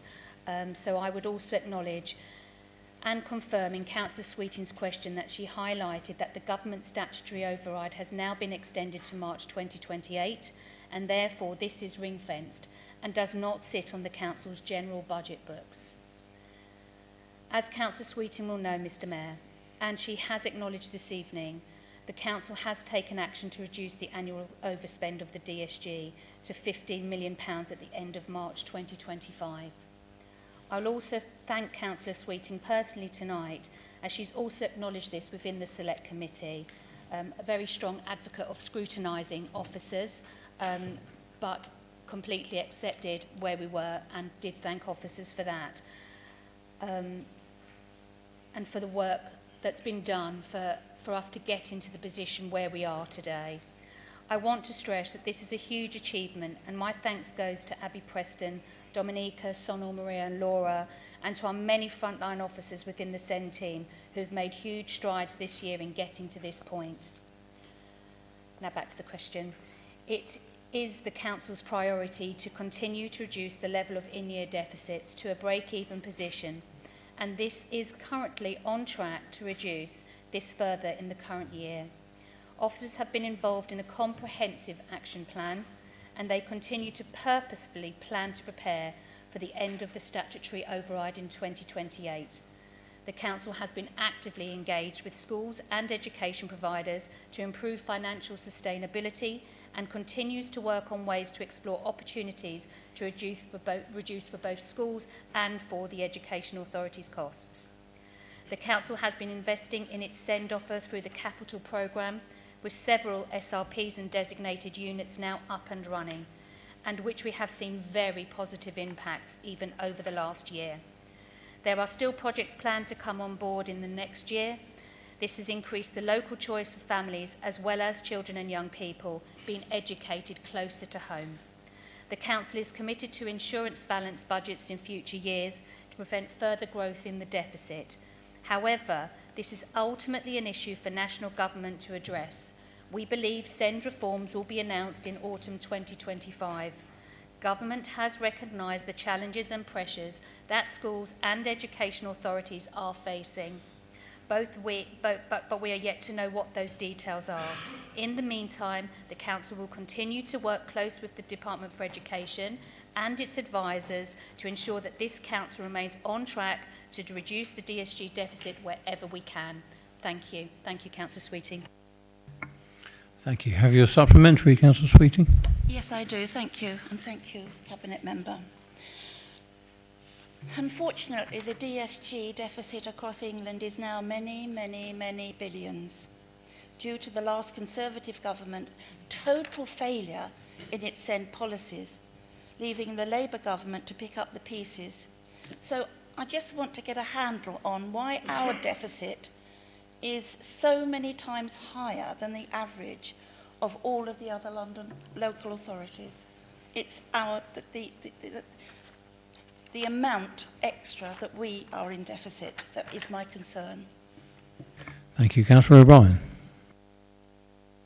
I may have to come back with some facts to Councillor Sweeting in writing. However, I think Councillor Goddard has made it clear this evening that, and I've made it clear in my initial question to Councillor Makwana, that the complexity of needs, the huge demand that has arisen since pre-COVID and post-COVID has been staggering to most authorities. Our banding structures, which we have now changed, was looking far too favourable. We have done a coordinated action with our schools. We have agreed with the levels of bandings and where they should be now. We are moving forwards with trying to produce more places for schools. We're now in the secondary sector. With regards to what's happened previously, I will try and get some further facts for you, but I think it's very clear this evening we know where the issues have arisen from and where they're coming from, and how we are trying to get our head around and change the landscape for special educational needs education within Hillingdon. Thank you, Councillor. Thank you, Councillor O'Brien. And the next question is from Councillor Gohill to Councillor Tuckwell. Thank you, Mr. Mayor. Can the Cabinet Member provide an update on the practical steps the Council has been taking alongside Government, the London Fire Brigade and the Freeholder to address the building safety issues at Union Park and Cowley, and to give residents the reassurance they need? Councillor Tuckwell. Thank you, Mr Mayor, and thank you, Councillor Gohill, for your question this evening. Union Park on Packet Boat Lane is a fairly new development of 253 flats spread across 10 blocks, including 13 council homes. Sadly, a recent fire risk assessment revealed serious defects. This involved concerns with balconies and the heating systems for the blocks. The developer is long gone. The works, as Councillor Bianco outlined earlier, were signed off by a private building control, and the freeholder is overseas, which has made progress extremely difficult. When the London Fire Brigade warned that without immediate measures, the whole estate might have to be evacuated, this council stepped in. In July, Cabinet agreed emergency funding for a 24-hour waking watch. This means trained staff are on site night and day, 7 days a week, ready to raise alarm and evacuate residents if needed. This allowed families to stay in their homes rather than face sudden rehousing.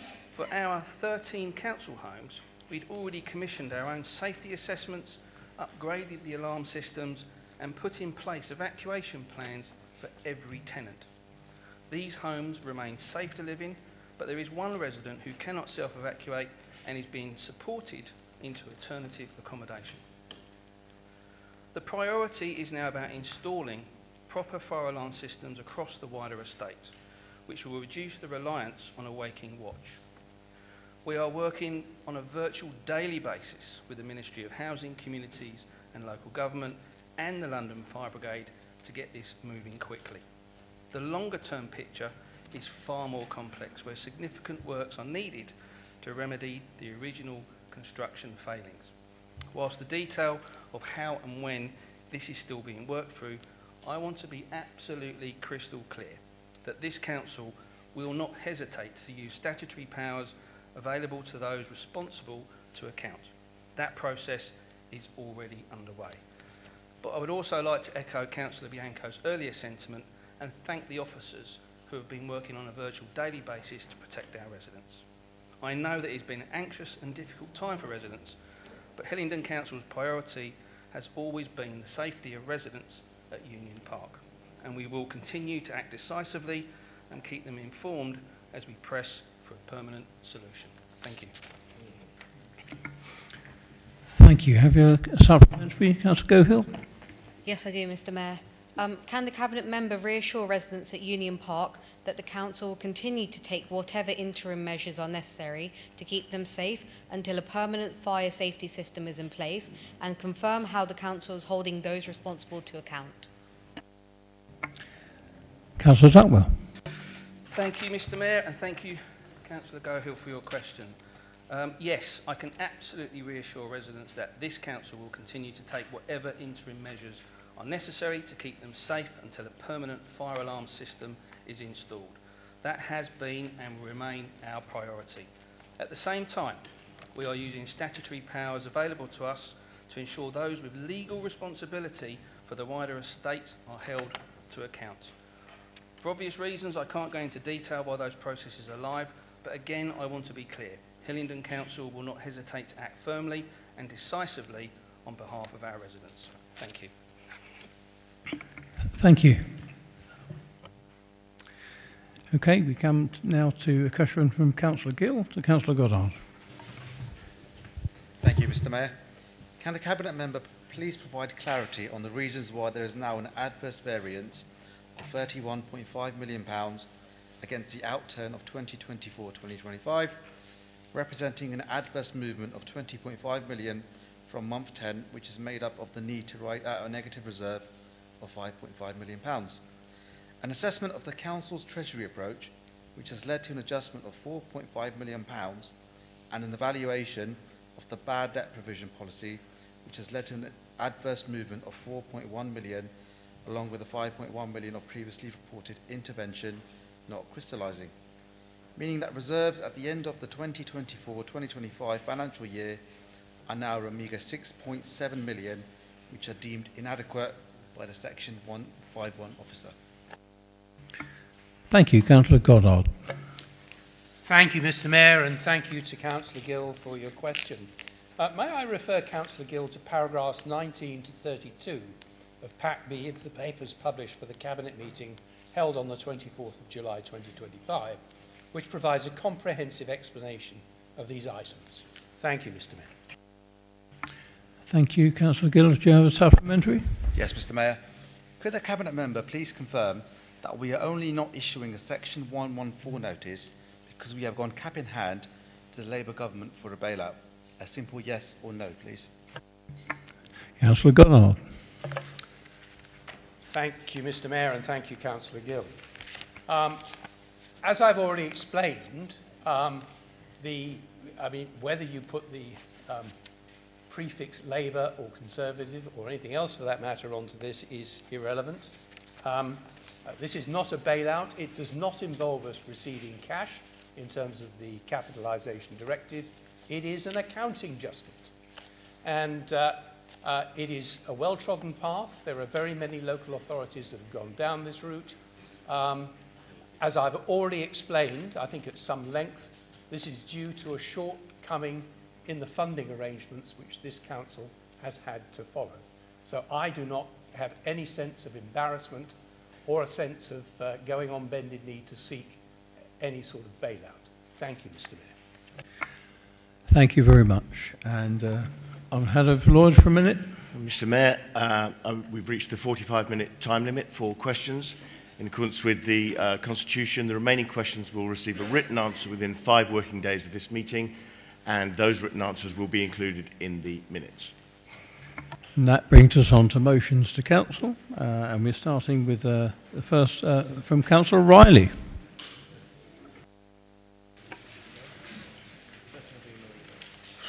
Thank you, Mr Mayor. I am proud to be moving this motion, which underpins and supports the leader of the Council's recent public message about flag flying and flag setting and the use of our flags in this borough, and indeed underpins a number of answers that he has given this evening on similar and related topics. The leader's message attracted an enormous support from residents in Hillingdon and elsewhere as a strong display of leadership, showing the way for our residents and rightly making the point about the wrongful interpretation and use of our flags by some, a point to which I will return later.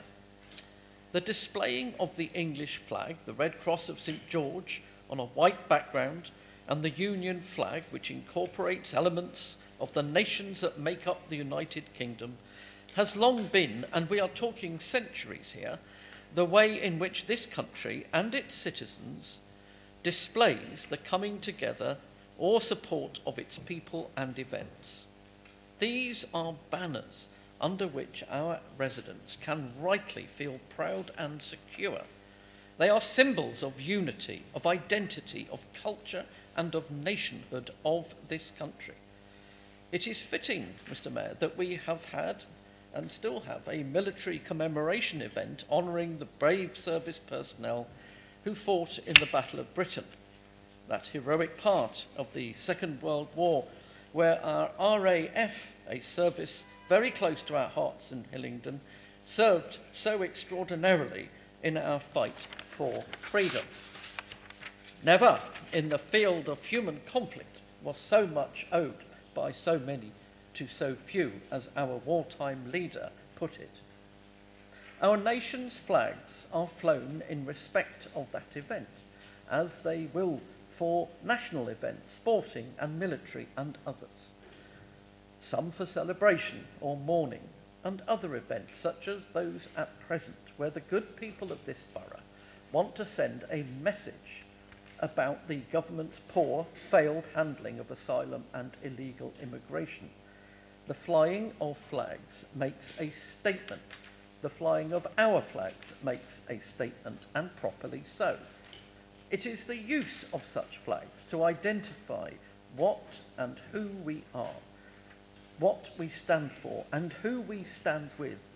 That is a vital and important part of sending out a message of unity and national pride. What they are not, Mr Mayor, and never should be, in any way at all is to be seen as being taken as racist or allow for extremists on the far right or left, whoever they are, to try to denigrate our flags by association. We will not stand for that.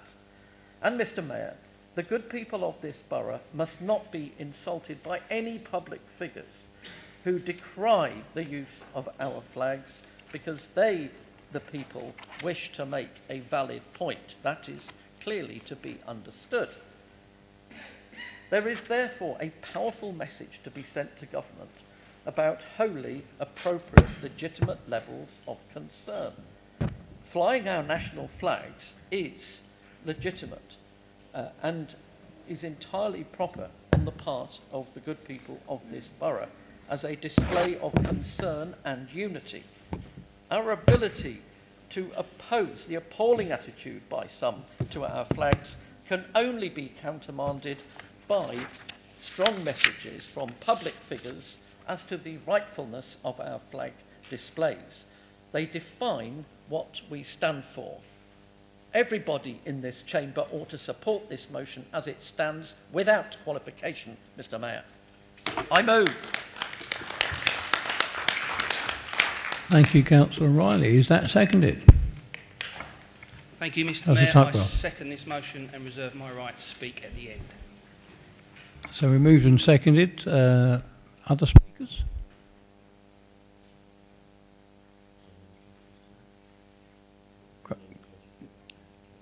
In that case, Councillor Tuckwell, no. Oh, Councillor Mathers, you are in again.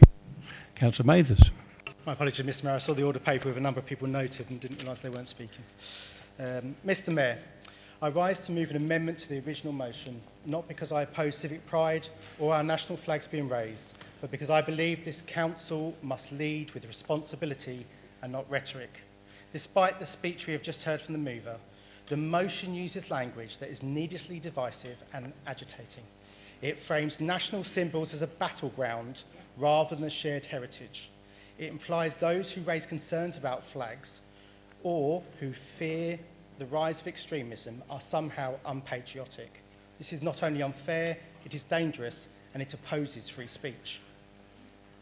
Let me be clear, flying the Union Jack or the flag of England or any nation is not an issue. The issue is how we use our platform as a council. Are we here to inflame tensions or bring people together? Our national flag should be a banner on which we bring people together, not raise political purposes. Members moving this motion tonight and the group opposite may be using X, formerly Twitter, to repeat a divisive rhetoric, but that is not the role of the council or its communications. This amendment assists the council to remain politically neutral rather than be drawn into politically motivated clickbait. Hillingdon Labour are not dismissing residents' concerns in a complex national debate, but focusing on the council's statutory duties, which are clear. Under the Equalities Act, we are required to promote good relationships between communities, to reduce hate crime and foster cohesion. This is not optional, it's our legal and moral obligation. And right now, the work is more important than ever, with protests, misinformation and rising tensions around immigration and asylum, which are creating fear, not just amongst new residents, refugees and minorities as mentioned in the motion, but in many. We must not add fuel to the fire. I'm reminded of a recent comment on Newsnight interview by a man known as Big John. He said, "You can't build a country by turning neighbour against neighbour. You build it by making sure everyone feels they belong." He said this in response to a Chinese takeaway in Wales being defaced with the words "go home," a completely unacceptable action. Words such as this by Big John show an approach we need, not slogans, not scapegoating, but solidarity. Flying a flag is easy. Building a community takes work. It takes listening, empathy and leadership.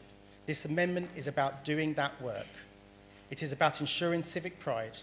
It is somewhere, and this borough is somewhere residents can share and not be divided. So I urge colleagues to support this amendment. Let's show Hillingdon, not just for how proud we are of its past, but of its people, all of them. Thank you. I move the amendment. Thank you, Councillor Mathers. Is that seconded? Thank you, Mr Mayor. I second and reserve my right to speak at the end. Right, so we're moved and seconded on the amendment, so we're now looking for speakers on the amendment. So, Councillor Davis first, please. Thank you, Mr Mayor. I stand to speak against the Labour amendment. The original motion from Councillor Riley is clear, proud and unapologetic. It says what our residents feel. The Union flag, the flag of England, belong to us. They represent freedom, identity and pride in our borough and our nation. Labour's amendment waters this down. By inserting the word appropriate, they cast doubt where there should be certainty. Who decides what is appropriate? That single word undermines the very point of the motion. Our residents don't want hesitation or caveats. They want to see their national flag flown proudly and consistently. The amendment also strips our recognition of an issue that matters deeply to people across our borough. The government's failure to stop illegal entry into this country and the use of local hotels to house asylum seekers. Whether Labour like it or not, these concerns are real. Ignoring them or softening them with language does nothing to address how our residents feel. And let's be clear, our motion already strikes the right balance. It proudly affirms our national flags. It also commits us to supporting community cohesion through Hillingdon Interfaith Network. That is exactly the approach our communities expect. Pride in who we are, while standing side by side with newer communities against hate and intimidation. Our Labour's amendment weakens the balance. It dilutes the pride, waters down the language, and leaves us with a vague, half-hearted statement instead of a confident one. I suspect the motion was also written by someone else. The amendment, I should say. Colleagues, this council has always stood up for civic pride and the values that unite us. Let's not start backtracking now. That job is already taken by Keir Starmer and his cabinet. I urge you to reject the Labour amendment and support Councillor Riley's original motion in full. Thank you. Thank you, Councillor Davis. Councillor Curling. Thank you, Mr Mayor. This is a highly emotive subject, and what should be a symbol of our unity and togetherness and our British values seems to have become a symbol of division, protest and intimidation. If we talk about the cloth, then a flag is a flag. However, the reasons and intent behind the flying of a flag is significant. As a regular visitor to Windsor and Eton, seeing the Union flag and the St George's Cross flying there, it's great.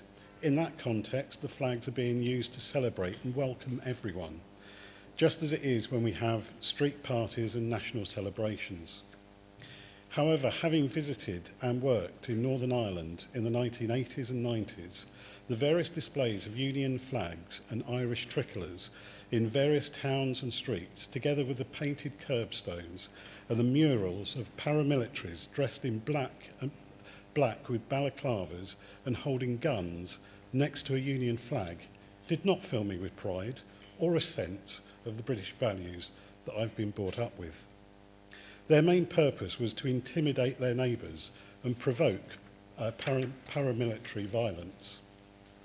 Whilst there are some people displaying flags in this borough as a display of their pride in our country, they are mostly being used to protest against and intimidate asylum seekers that are currently occupying hotels. One of the first lessons that I learned as a councillor was that as a councillor you represent everyone in your ward and the borough. So when it comes to representing our residents, then we need to represent them all, those that want the flags and those that don't. We're the elected representatives of everyone.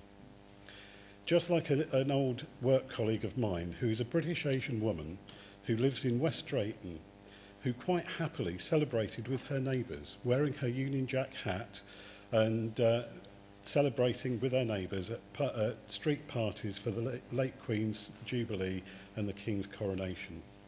But now she feels very threatened and intimidated by the Union flags and St George's crosses on lampposts in her road.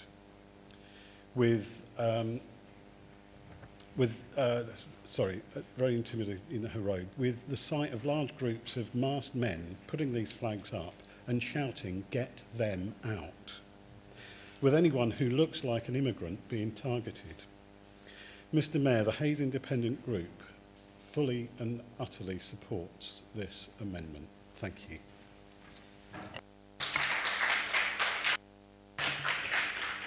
Thank you, Councillor Curling. Councillor Sweeting.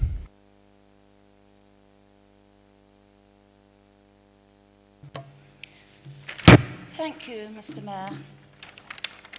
I confirm that we in this part of the chamber have immense pride in our country's traditions and heritage, and are deeply enmeshed in the work which seeks to bring together our wonderfully diverse communities.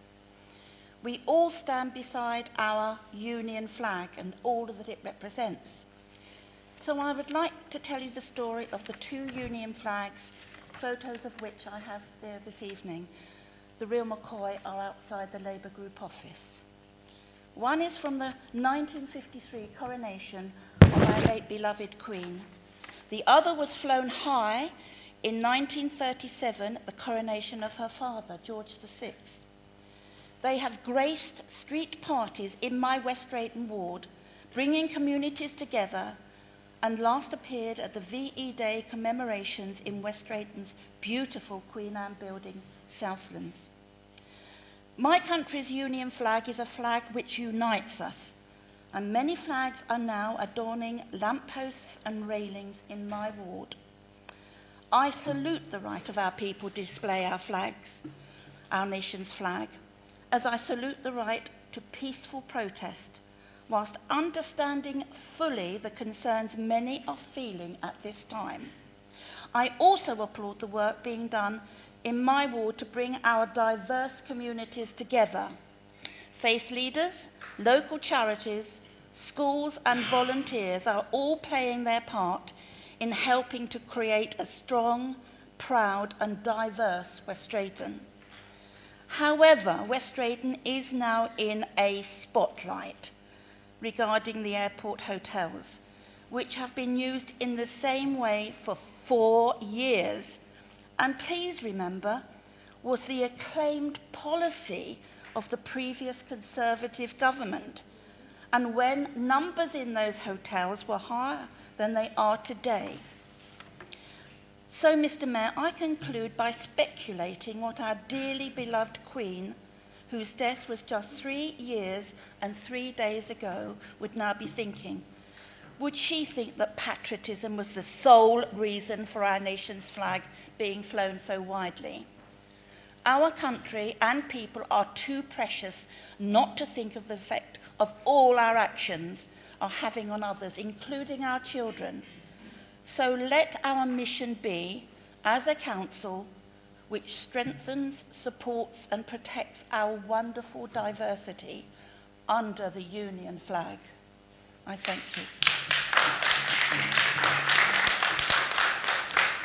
Thank you. Before I come back to Councillor Punja, is there any other speakers? Councillor Riley, you get a chance to respond after Councillor Punja. Yeah. Thank you. We hadn't forgotten Councillor Riley. Councillor Punja then. Thank you, Mr Mayor. I speak in support of this amendment. I don't know whether Councillor Riley read or understood the interfaith community statement supported by the MP of Uxbridge and South Ruislip, Danny Beales, but clearly in the original motion, he, along with his colleagues, have used the statement for political purposes. I would like to read you the reply I received from Hillingdon Interfaith Community in response to Councillor Riley's motion. They say, the motion put forward by Councillor Riley would seem to undermine the interfaith community statement. We failed to make the connection with Councillor Riley's proposal for supporting nationalistic pride by waving flags. The flag belongs to all of us, and we hate that it has become weaponised. Our statement says nothing about identity or flags. Rather, it is an appeal for empathy and decency. I welcome this amendment, firstly, to recognise that protests may be unnerving for residents of this country, not just for newly settled residents. And secondly, that it asks for the Council to increase its activities around community cohesion and the reduction of hate crime. Mr Mayor, for some people, like the former Prime Minister Rishi Sunak, I will never be seen as English, despite being born here and rooted in the values of this country. My colour of skin identifies me as an immediate foreigner in a country I love, call my home, and which is my birthright. I grew up during a time when I saw similar marches down the streets of Luton, people draped in St George's flags chanting "Packies out." I was repeatedly attacked on my way to school, my shoes stolen, having to walk to school in my socks. My grandfather beaten on a bus for daring to try and get off to avoid clashes. Windows of our home smashed again and again. My mother and I having to hide under the bed to survive another day. So forgive us, Mr Mayor and members of this chamber, if I, like others from all backgrounds, ethnic or not, feel unnerved by the recent organised appearances of flags and protests against asylum seekers, racist graffiti and escalating hate crime. Hillingdon is an amazing, diverse community where our differences are celebrated and our cultures integrated. Like others, I love fish and chips as much as I love a curry. I wave our flags proudly during national occasions such as international football matches, our late Queen's Jubilee or our King's coronation. I'm a proud Brit and citizen of this great country. So I support this amendment in its call for this council to increase its activities around community cohesion and reduction of hate crime. And the reduction of hate crime. And I hope this council will see that this amendment honours all of the residents of this council serves. Thank you, Councillor Punger. Councillor Riley, you have the right to reply. Thank you, Mr Mayor. I oppose this amendment. It is weak, it waters down the strength of the original motion, and it misses the point entirely.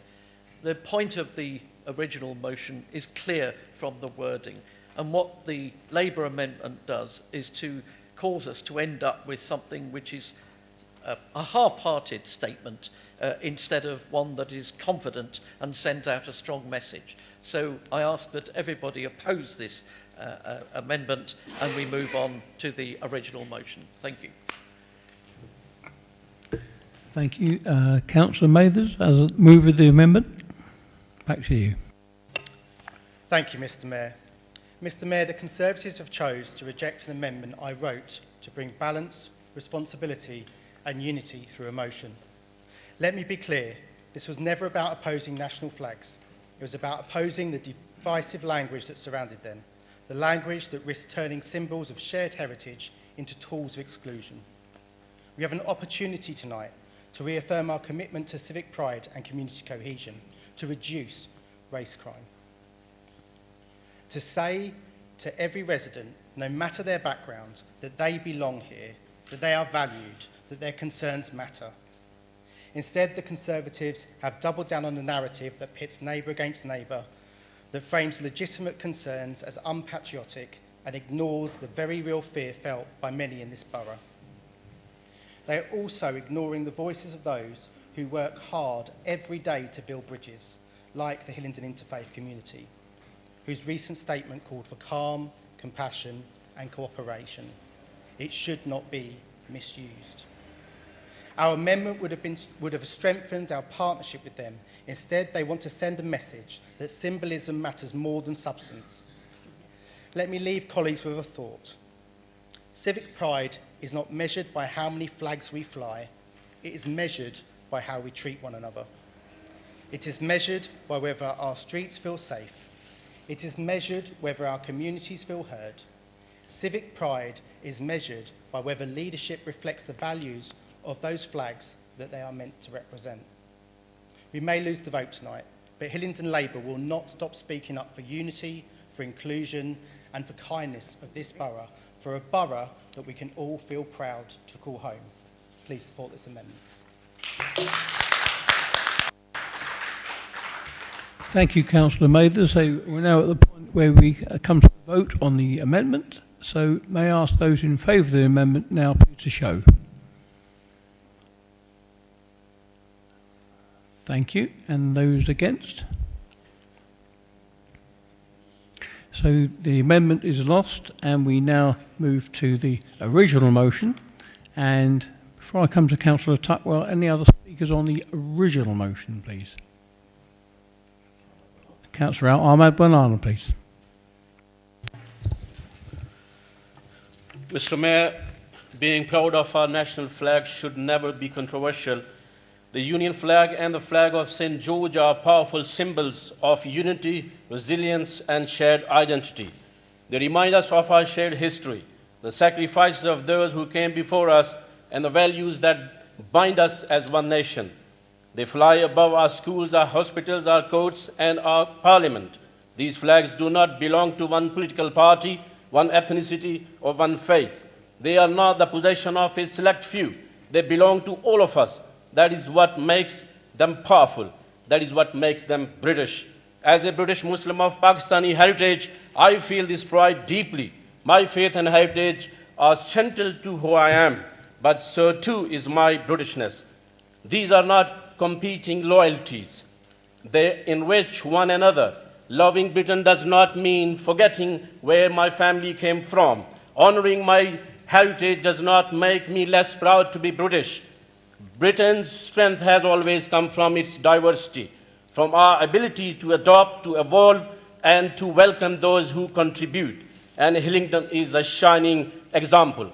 Churches, mosques, gurdwaras, temples, synagogues, and community centres, not in competition, but in coexistence. Our differences do not divide us, they enrich us. It is time, Mr. Mayor, we reclaim our flags, not as symbols of division, but as emblems of unity. Too often, national pride has been criticized or misrepresented, but there is nothing extreme in loving your country. On the contrary, there is everything to celebrate. We see this pride when our national teams take to the pitch, when we see it during the Olympics. We see it when our servicemen and women represent us with courage and honor. And we see it right here, Mr. Mayor, in this chamber, when new citizens take the oath of allegiance and we cheer together under those flags. As the first British Muslim mayor of this borough, I have had the privilege of welcoming hundreds of new citizens under this British flag in the name of His Majesty Charles, and I have seen the pride in their eyes as they receive their nationality certificates. That sense of belonging, that inclusion is the essence of modern Britain. I am proud that our leader, Councillor Edwards, leads this with courage and is not afraid to show pride in our flag. And I am pleased to see the Union flag and the flag of St. George displayed across my ward in Cowley, not as statements of division, but as symbols of civic pride and shared identity. That is why I support this motion and the leader's stance to ensure Hillingdon remains united. A united Hillingdon is a strong Hillingdon, proud of its roots, confident in its identity, and hopeful for its future. Let us not shy away from our symbols. Let us not allow them to be misused. Instead, let us embrace them with open hearts and open minds. Together we stand. Together we serve. Together we are British, with pride in our flag, respect for our past, and faith in our future. Thank you, Mr. Mayor.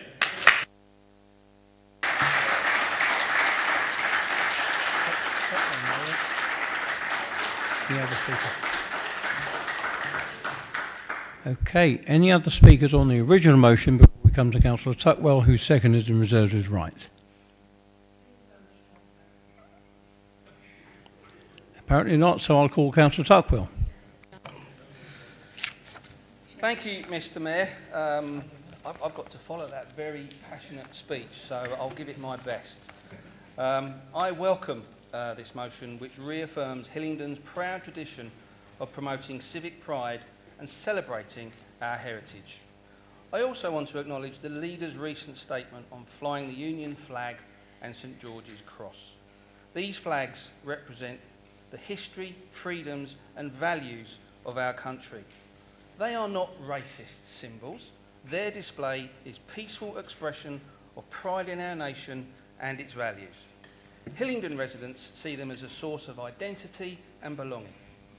As we approach the 85th anniversary of the Battle of Britain, we are reminded of the courage and sacrifice of the few, the Royal Air Force pilots who defended our skies in 1940. And as Councillor Riley recited, Winston Churchill famously said, "Never in the field of human conflict has so much been owed by so many to so few." Mr. Mayor, these words, which I cited in my maiden speech in the House of Commons, remind us of the bravery that safeguard our freedoms and why symbols of national pride, such as our flags, remain important to our shared identity. And of course, that history is part of Hillingdon itself. Our borough is home to the Battle of Britain bunker from where the defence of London was directed, and we remain proud to host RAF Northolt, which continues to serve our nation today. This tradition reminds us why balancing residents' rights with community cohesion is so important. We are also very aware of growing protests over illegal migration and the housing of asylum seekers in local hotels. While residents may express frustration, such demonstrations can be unsettling. So I welcome the Hillingdon Interfaith Network call for compassion and peaceful protest. By maintaining flag displays responsibly, upholding safety and supporting this motion, we show that we can honour our heritage whilst keeping our communities inclusive, united and proud. Thank you. Thank you, Councillor Tuckwell. Now we turn to Councillor Riley. Thank you, Mr. Mayor. Well, there you have it. My good friend, who sits to my left, has encapsulated perhaps some of the extraordinary feelings that are engendered as a consequence of our motion. This motion is well meant, Mr. Mayor, very, very well meant indeed, and sets out clearly what the leader's comments were in his recent messages and his messages tonight, and indeed on behalf of all of us, certainly on this side of the chamber, about the flying of flags.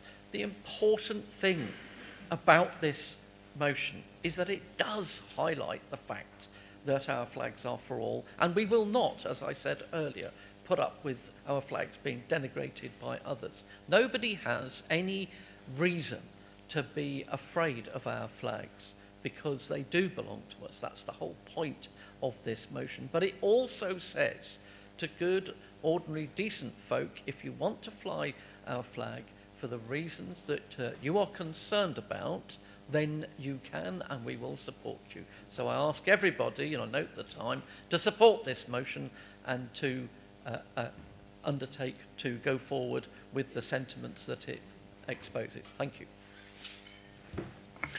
Thank you, Councillor Riley. So at this point we come to the vote on the original motion. So may I ask those in favour of the original motion please to show. Thank you. And those against?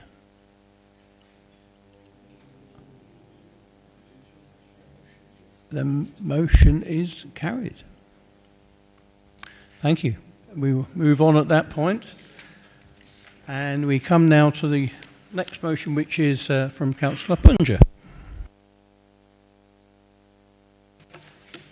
Thank you, Mr. Mayor.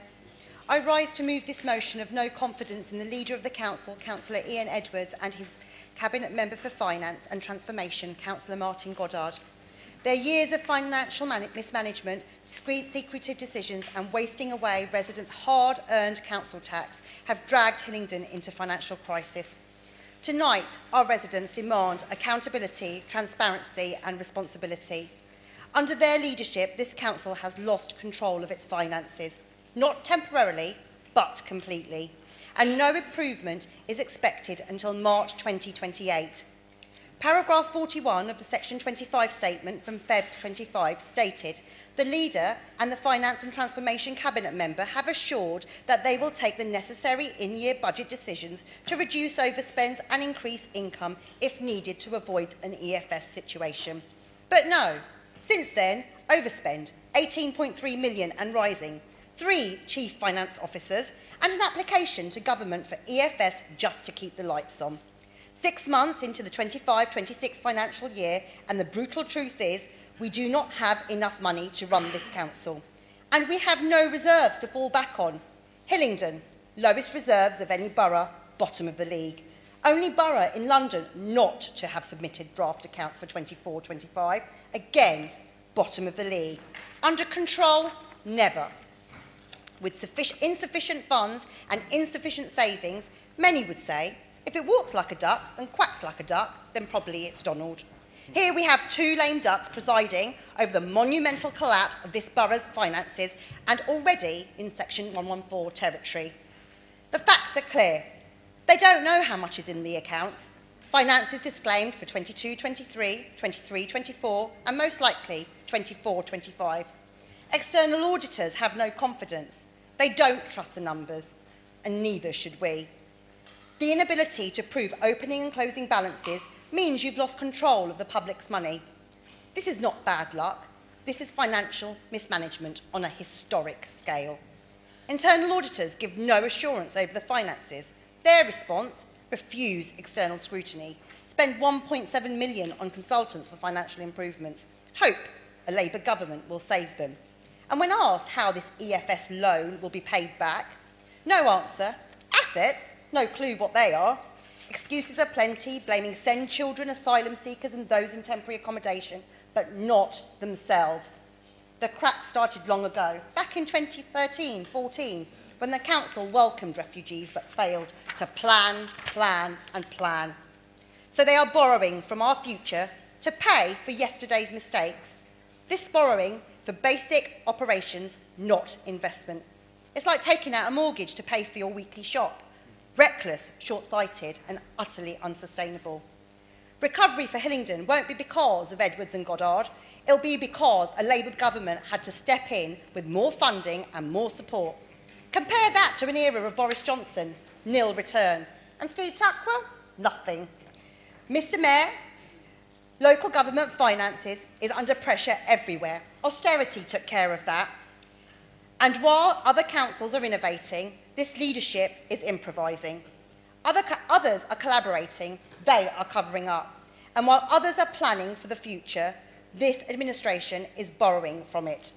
Under Edwards and Goddard, colleagues behind them blindly back a budget that doesn't even cover the full financial year, the complete depletion of council reserves, a failure to produce basic accounts, a breakdown in trust with external auditors, and more public money thrown down the financial black hole. That is not leadership, that is a liability. Mr Mayor, when a leader and a cabinet member for finance lose the confidence of their council, of their auditors and of their residents, it's time for them to go. I urge every member here tonight, reject this broken leadership, stand up for accountability and stand up for the people of Hillingdon. Thank you.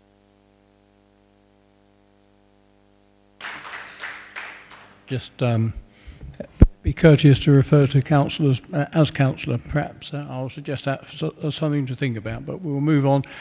Is the motion seconded? Mr Mayor, I second and reserve my right to speak at the end. Thank you. Thank you. So, other speakers? Councillor Bianco. Thank you, Mr Mayor. I welcome the chance to respond to Councillor Punja's repetitive and lazy motion on Hillingdon's finances. Across the UK, as we've heard, councils are under unprecedented pressures, but unlike others, this administration has acted decisively, transparently and responsibly to protect vital services. Years of shrinking government grants, inflation and soaring post-pandemic demand added to Councillor Punja's own government's refusal to settle the millions owed to Hillingdon residents for their failed asylum policy is causing unsustainable pressures. Our financial outlook is not an outlier, it's part of a national crisis hitting councils of every political stripe. Yes, auditors have identified some governance weaknesses at a financial systems level. The difference is that this administration has moved quickly, tightening oversight, fixing data, and strengthening controls. Far from denial, we have accelerated reforms already in motion. Requesting EFS, which, just let me remind you, is not a loan, is prudent stewardship to safeguard frontline services. Calls for resignation are empty grandstanding. Where Councillor Punja sees merely political opportunity, we see a duty to residents, and both Councillors Edward and Goddard are at the forefront of protecting residents' hard-earned money. Councillor Punja, you should be grateful that they are in place. You should be praising them for a job well done in very difficult conditions and not lambasting them for not doing their jobs. Where others have cut services, we have preserved what matters most: public safety, education, and support for the vulnerable, delivering services through transformation and efficiency. This administration has a published plan to deal with the challenges we face. Every audit recommendation is being translated into action. Governance, risk, and financial management processes are being modernised in full public view. Councillor Punja and what remains of her Labour group offer only noise and deflection from the damage a Labour mayor and a Labour government is doing to the economy and to Hillingdon residents. She may have had the ability to take out the Labour group leadership, but residents decide who run this council, and they have put their faith in us time and again, and I'm sure they will do so again in 8 months' time. This Conservative administration offers solutions, stability, and excellent services. Hillingdon deserves steady hands at the tiller, and Councillors Edwards and Goddard provide just that, and not the cheap politics offered by Councillor Punja. That is what this administration is delivering. We will not be supporting this motion.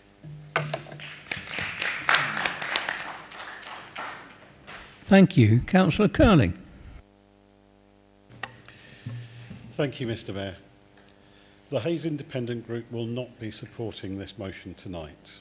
To be clear, we consider the current financial position of the Council is due to several factors. Firstly, in the 2010s, the decisions taken then to maintain a 10-year council tax freeze, not to levy the social care precept, and to set fees and charges at 10% lower than neighbouring boroughs, rather than at a level to pay for services, have all had a long-term cumulative effect on the income of this authority.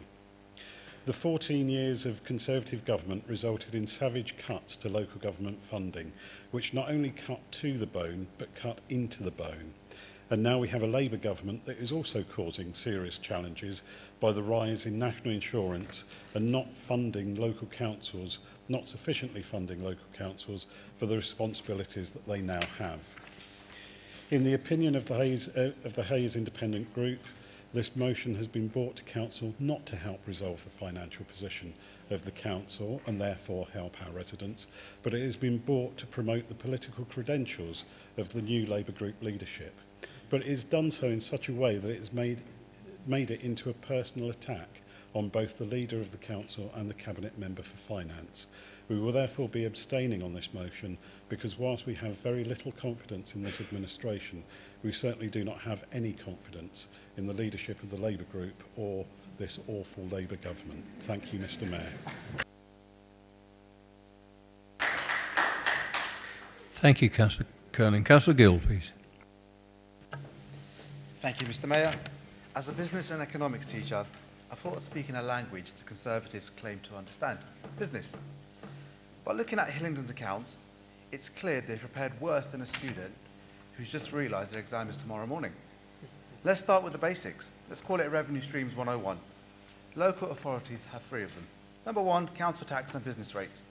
Other councils built up reserves. Here in Hillingdon, they decided a rainy day fund was not necessary. That's like turning up to an exam without a pen and then acting surprised when you fail. Number 2, grants. Starved for years by their friends in government, only when Labour delivered a fair funding review did the leader suddenly hope that the current government would bail them out. Too little, too late. Number 3, fees and charges. Stealth taxes. Residents don't see better services, just higher bills. And the result? Reserves are the lowest of any London borough, down 25% last year, down to £20.3 million, dropping further to £6.7 million. Not even enough to cover the forecast overspend. The DSG deficit stands at £65.7 million, which is 10 times our reserves. If a student handed an account like that, my feedback would be, see me at lunchtime. Then there's the 1.7 million to Grant Thornton, the equivalent of 1,163 household council tax. All on a consultancy where Councillor Goddard was once a partner. In the classroom, would call that copying someone else's homework and still failing. This administration has had 4 Section 151 officers in the last 18 months. That's not stability, that's musical chairs. They've been asleep at the wheel, no MOT, no service, no checks, and now the council is stranded on the hard shoulder. Like any credit card, you can borrow, borrow, borrow, but when the bill comes, someone has to pay it. And it won't be Councillor Goddard or Councillor Edwards, it will be the residents of Hillingdon. Mr. Mayor, if this was coursework, it would be graded at a grade U. And if this was their A-level exams, they wouldn't even make it into university through clearing. The auditors have lost confidence. Residents have lost confidence. Tonight, this council must also lose confidence. It's time for Councillor Edwards and Councillor Goddard to hand in their papers, resign, and let this borough finally start learning from its mistakes, before the only lesson left is bankruptcy.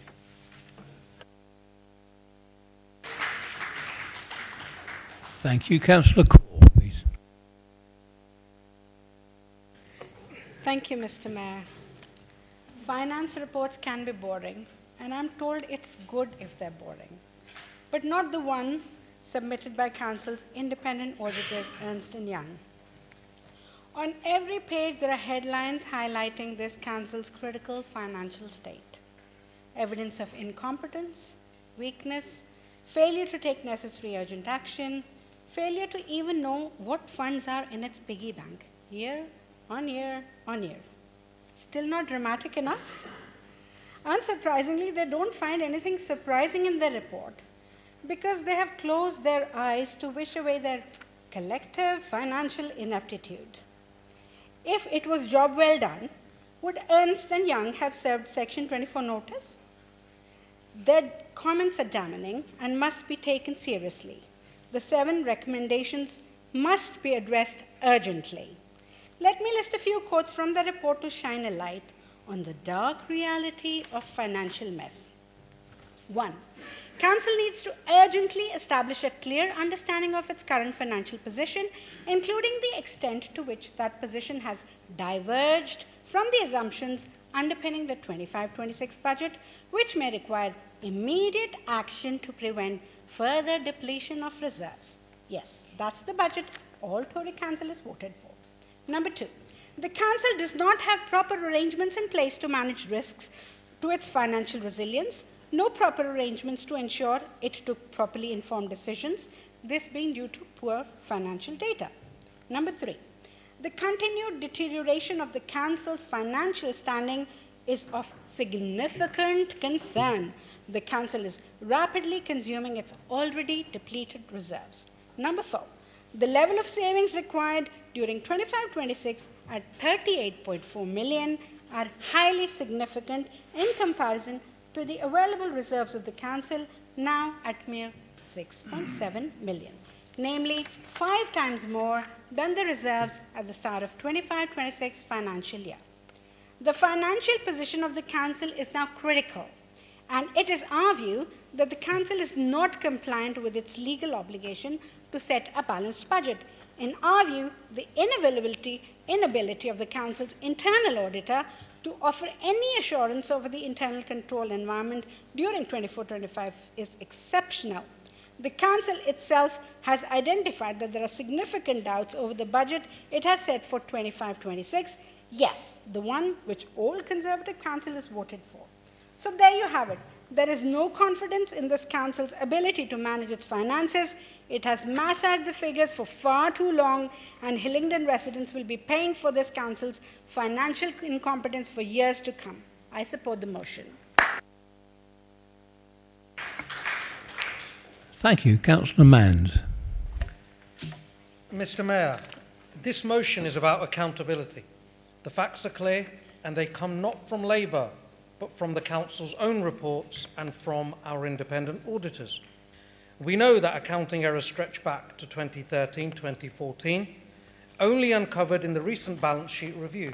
We know that £14.1 million of one-off adjustments had to be forced into last year's accounts, leaving Hillingdon with just £6.7 million of usable reserves, the lowest safety net in London. We know that the school's budget deficit now stands at £65.7 million and rising. We know that the external auditor, Ernst & Young, issued a Section 24 notice with 7 statutory recommendations because this council, under Conservative leadership, has not had proper arrangements in place to secure value for money. And we know the administration has already applied to the Labour government for exceptional financial support, which is a polite way of saying, give us the money. So who's to blame? In July, the budget report to Cabinet blamed previous Section 151 officers and auditors for not rectifying the accounting errors. The leader blames his predecessor. The Cabinet member for Finance has blamed COVID, Ukraine, inflation, Trump. But here is the truth. Hillingdon Conservatives have been in power for over 20 years. Every major financial decision was theirs. Every warning ignored. Every reserve depleted. At the Audit Committee, Councillor Douglas Mills said Labour was looking for smoking guns.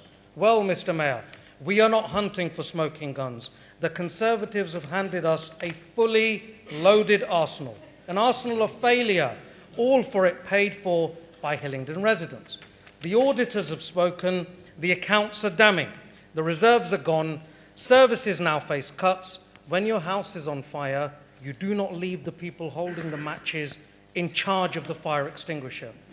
This council must pass this motion of no confidence. On behalf of the residents, I say this clearly.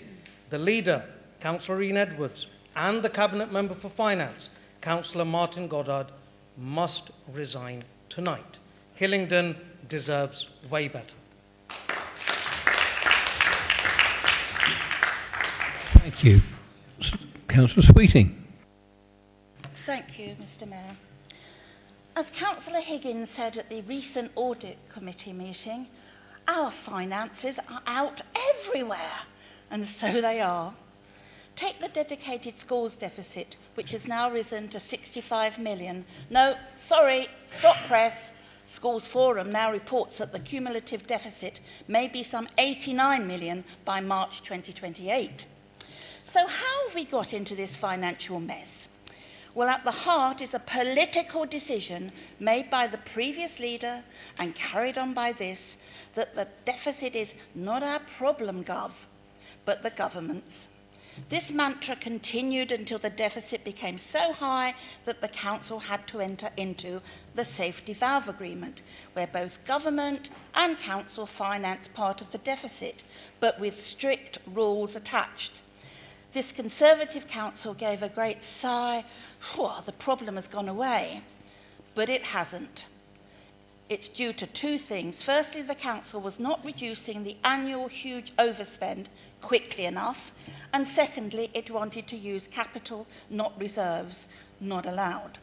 So the override has stalled and the deficit has ballooned. There was a worrying lack of understanding regarding this issue from the Conservative members of the recent Audit Committee meeting, where comments on the deficit included from Councillor Mills. Budget advice we were given was that the deficit would not be a burden on the council's finances. And what has changed that we now have to account for the deficit? And the deficit is acting as a dead weight. Councillor Higgins seems to be more at sea with comments such as, why is the government reneged on its deal? And why is the government imposing this, which is not our responsibility? And what decision was made after 2018-19 to change policy? It took the chief executive to bring some clarity to the proceedings with a hesitant admission that it was a political decision that the deficit was not the council's problem. Other councils decided to pay off some or all using reserves, but it was a political decision by this Conservative administration not to. So there we have it. This administration did not believe it was its problem when it was. The Labour government might come to the council's rescue, but maybe not, and it will be Hillingdon residents who will pay the price for, without a bailout or something comparable, this council is effectively bankrupt. I support the motion. Thank you. Councillor Douglas Mills.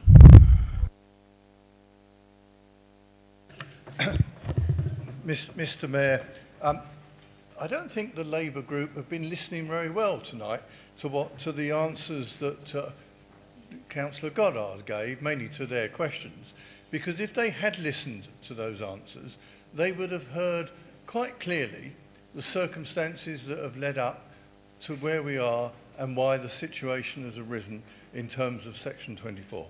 And, Mr. Mayor, I don't think it's at all helpful. In fact, I would say it's irresponsible for members of the Hillingdon Labour Party as councillors to say that we're on the verge of bankruptcy when we're not. And it is not a good message to send to the 2,500 employees who continue to provide, as I mentioned before, top quality services. And indeed, as the Chief Executive sent out on one of his messages, making it quite clear that where we are is not bankruptcy. Now, the reason they're doing, of course, this, Mr. Mayor, is they haven't found the smoking gun to actually be able to blame exactly how we've got here, because they refused to look and listen to the answers that Councillor Goddard has given earlier. They are desperate to get their bandwagon really motoring. And as time goes on, I'm becoming even more grateful to the wise words of Councillor Curley, not only for his contribution tonight, but let me take you back to what he said in July. He said, beware the bandwagon from Hillingdon Labour Party, especially from their front bench and especially from their deputy leader. If it's possibly of getting it moving, she will give it a good push. And that's what she's trying to do tonight. Let me also remind everyone, this is the same Hillingdon Labour Party whose financial advice was for us not to move Uxbridge Library, which would have cost us a lot more money because of the work we did. It's the same Hillingdon Labour Party that said we shouldn't do a deal on the children's services today, where we handed over the keys, improving the service and saving ourselves thousands of pounds. This is the same Hillingdon Labour Party that wants us to buy in flowers and we then sell off at a loss. This is what the Labour Party stand for in Hillingdon. The only bandwagon that's moving, as Councillor Curley knows, is the one from Useley on the chicken run to try and get into Hayes, because she knows she can't face the people of Useley next year and it'll be easier to hide in Hayes. We must reject this motion as nonsense. We carry on with the hard work that we're doing and the circumstances and the dice that have been loaded against us, because we will come through. Because Conservatives fundamentally understand good services, value for money, and I think when the next Cabinet report comes about our performance, we will see quality. Okay. Thank you, Councillor Mills. Councillor Edwards, please. Mr. Mayor, it was merely on a matter of order, in that in a previous speech, the Labour group impugned the words of the Chief Executive, who's not able to defend himself or make representation. What he said is recorded on video. It can be reviewed, and we will find he has been misquoted. Thank you.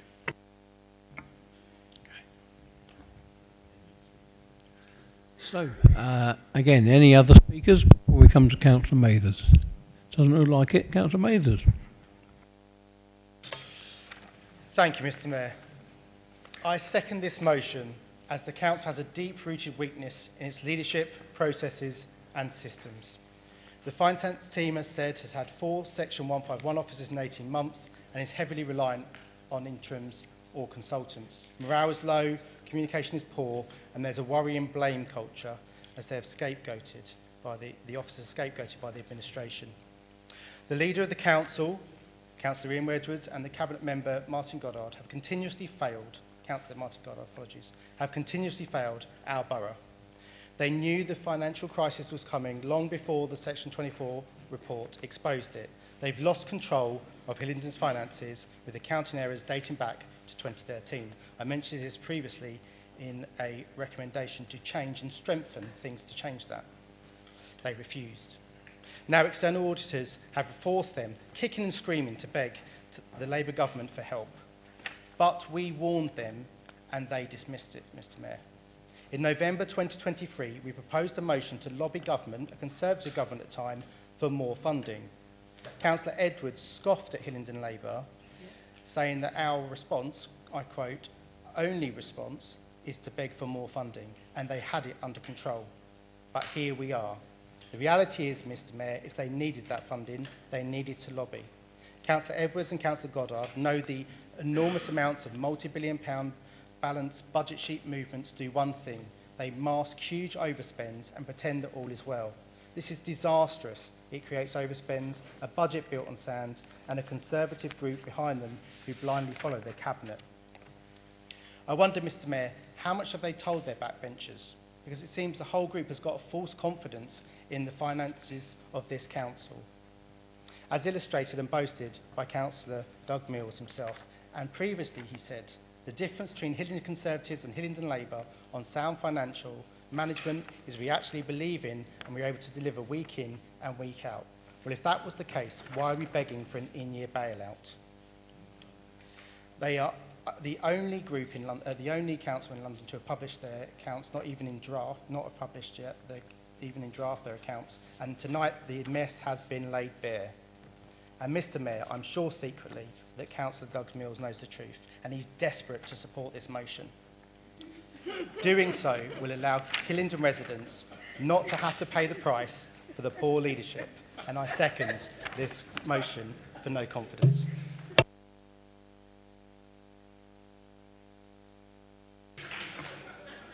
Councillor Pritchard. Mr Mayor, what a surprise. Not a single word of accountability. Let me remind this chamber, every councillor here has a legal responsibility towards council's finances. Under the Local Government Act 2000, we are personally accountable for ensuring public funds are used lawfully, efficiently and transparently. So let's not pretend anyone was unaware. Budget after budget, Councillor Edwards and Councillor Goddard brought forward numbers riddled with accounting errors, waved through by cabinet and backbenchers alike, even as they were warned. Zero-based budgeting, discredited by every credible accountant in local government, was spearheaded by Martin from Accounts. Sadly, his education has taken this council into a financial abyss. Mr Mayor, ignorance is not a defence, and negligence is not leadership. So here we have it. The Titanic has hit the iceberg. The Carpathia is on its way. Commissioners, the decks are being scrubbed for their arrival. Councillor Goddard already on his lifeboat. Councillor Edwards scrambling for a life jacket. Councillor Tuckwell lurks behind the scenes waiting for his moment. Councillor Bryan flailing. The statutory override clock is ticking. Councillor Bridges, Davies and Martin already on their own small boats. Councillor Doug Mills, head in hand, knowing this was coming, but only half the group would stand by him. Don't worry, we'll have a recorded vote shortly so he can show his courage or not. And for the rest, EFS will come with strings attached and likely a full investigation that will expose this Conservative administration's decade-long financial mismanagement. Mr Mayor, this administration has failed our residents and each of us has a legal duty to act. We must demand an independent investigation and the immediate resignation of Councillor Edwards and Councillor Goddard. This isn't just a storm, it's a shipwreck, and it's time this chamber showed some courage and leadership.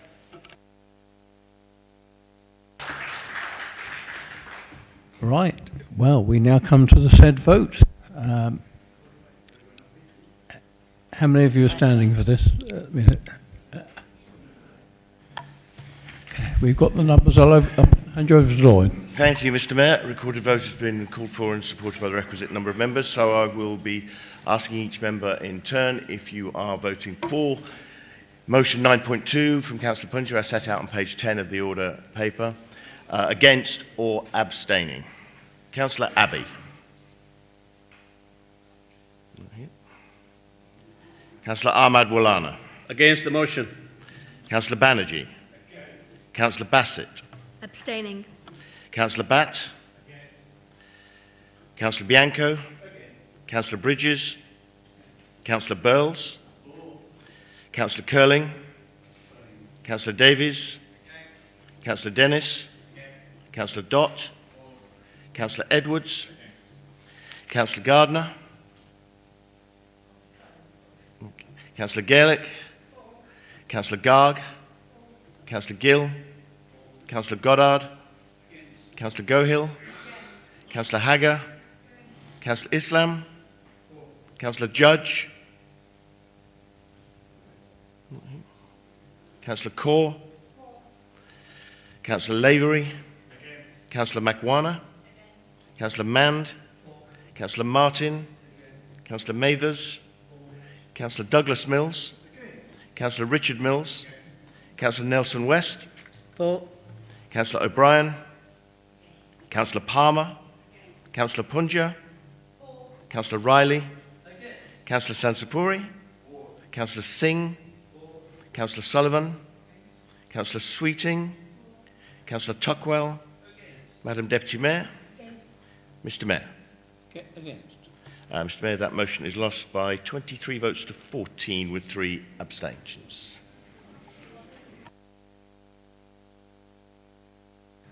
Thank you. So we now come on to the next motion on the order paper from Councillor Curling. Thank you, Mr. Mayor. The facts are stark.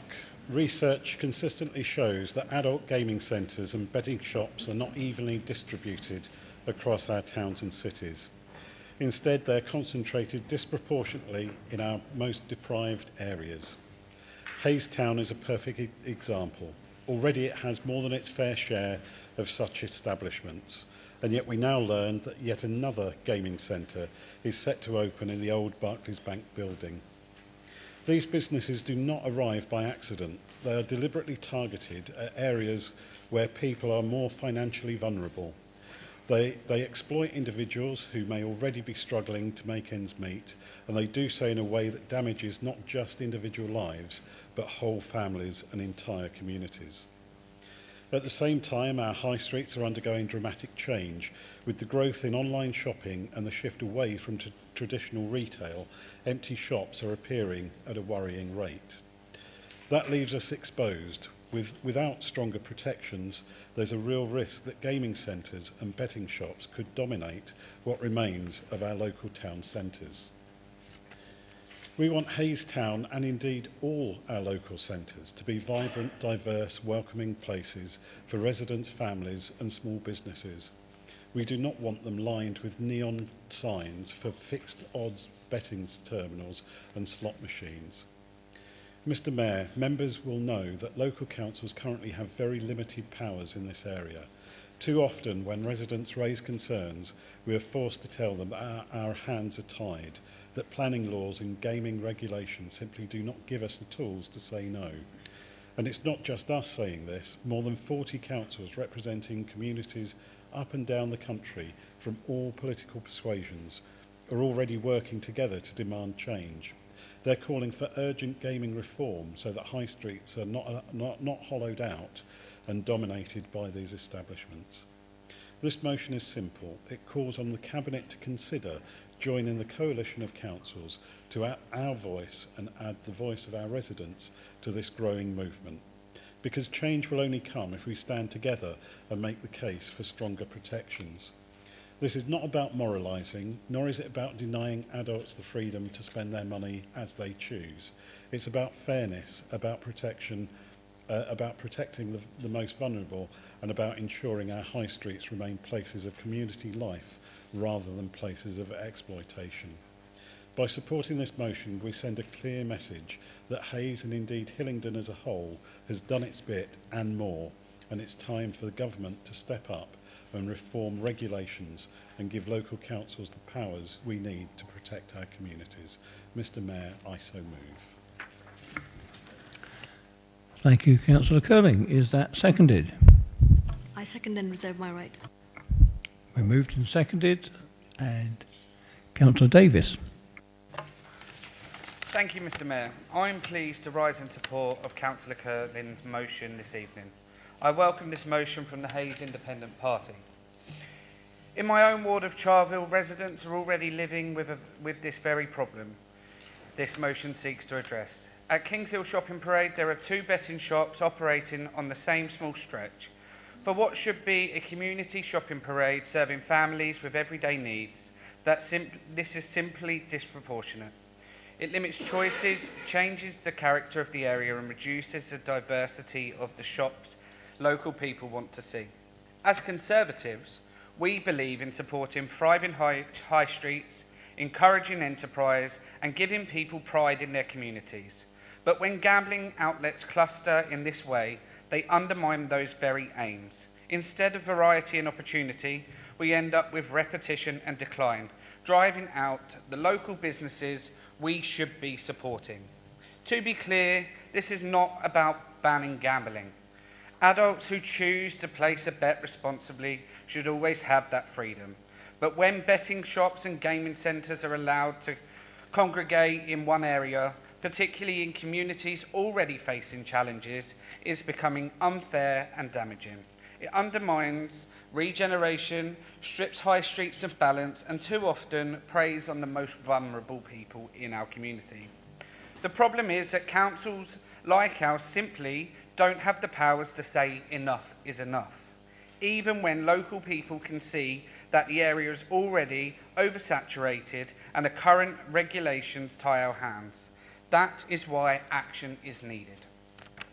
By joining the coalition of over 40 councils calling for change, we can strengthen our voice and add weight to this cross-party effort. This is not about politics. It is about standing up for our residents, protecting our high streets, ensuring that places like Kings Hill, Hayes Town and the wider Hillingdon community reflect the needs and aspiration of the people who live there. So, Mr. Mayor, I thank Councillor Curling and the Hayes Independent Party for bringing this motion forward. I strongly support it, and I urge colleagues across the chamber to do the same. Thank you, Mr. Mayor. Thank you. Councillor Gardner. Mr. Mayor, slot machines are consistently ranked as one of the most addictive gambling products. Professor Bowden-Jones, I have done my research, NHS Clinical Advisor on Gambling Harms, is quoted as saying, slot machine venues, particularly those open 24/7, deploy addictive products to keep vulnerable people playing for hours on end against their own interests. Recent findings indicate that funds from the poorest have been channeled into the pockets of the richest. This comes as the NHS is seeing record numbers who have had their lives destroyed by gambling, with 15 clinics now up and running in England. The number of slot machine shops has risen by 7% since 2022, and most of them are open 24 hours a day. In Hayes Town, they've gone from 1, then 2, and now an application for a third is awaiting a hearing by the licensing subcommittee.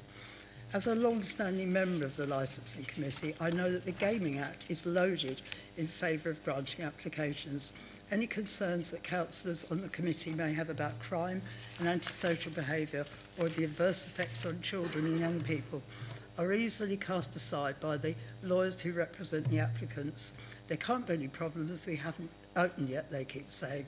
And behind that is the unspoken threat that if you tear them down, they will take the council to the magistrates' court and get the decision overturned. Obviously, this is not just an issue for Hayes or for Hillingdon Borough. As the motion says, some councils are now beginning to call for change in the law so that the interests of residents, vulnerable people and other shopkeepers get a proper hearing. Led initially by Brent Council, there's now a group of 40 local authorities of various political persuasions who are supporting this 6-point plan for change. I think it's time for Hillingdon to do the same. Thank you. Thank you. We come now to Councillor Sansapuri. Thank you, Mr. Mayor. It is a sad reality that adult gaming centres and betting shops are not spread evenly across our town and cities. They are concentrated in a most deprived area, target some of the most vulnerable members of our community. Hayes Town is a clear example. It already hosts a number of these establishments, and now we hear that yet another is due to open in the former Barclay Bank building. That is not regeneration, that is exploitation. With high streets struggling and traditional retail in decline, empty shops are easy target for betting and gaming operators. But the result is not a vibrant local economy. It is a street dominated by flashing lights, shuttered windows, and vulnerable residents being drawn into cycle of debt and addiction. Mr. Mayor, let be clear, it is not about anti-business. It is about standing up for our community. Local council currently have very few tools to stop the spread of this establishment when the public opposition is overwhelming. That is why more than 40 councils across the country from all political backgrounds are now coming together to demand change. We owe to our residents, especially the young, financially insecure, and those already struggling to say enough is enough.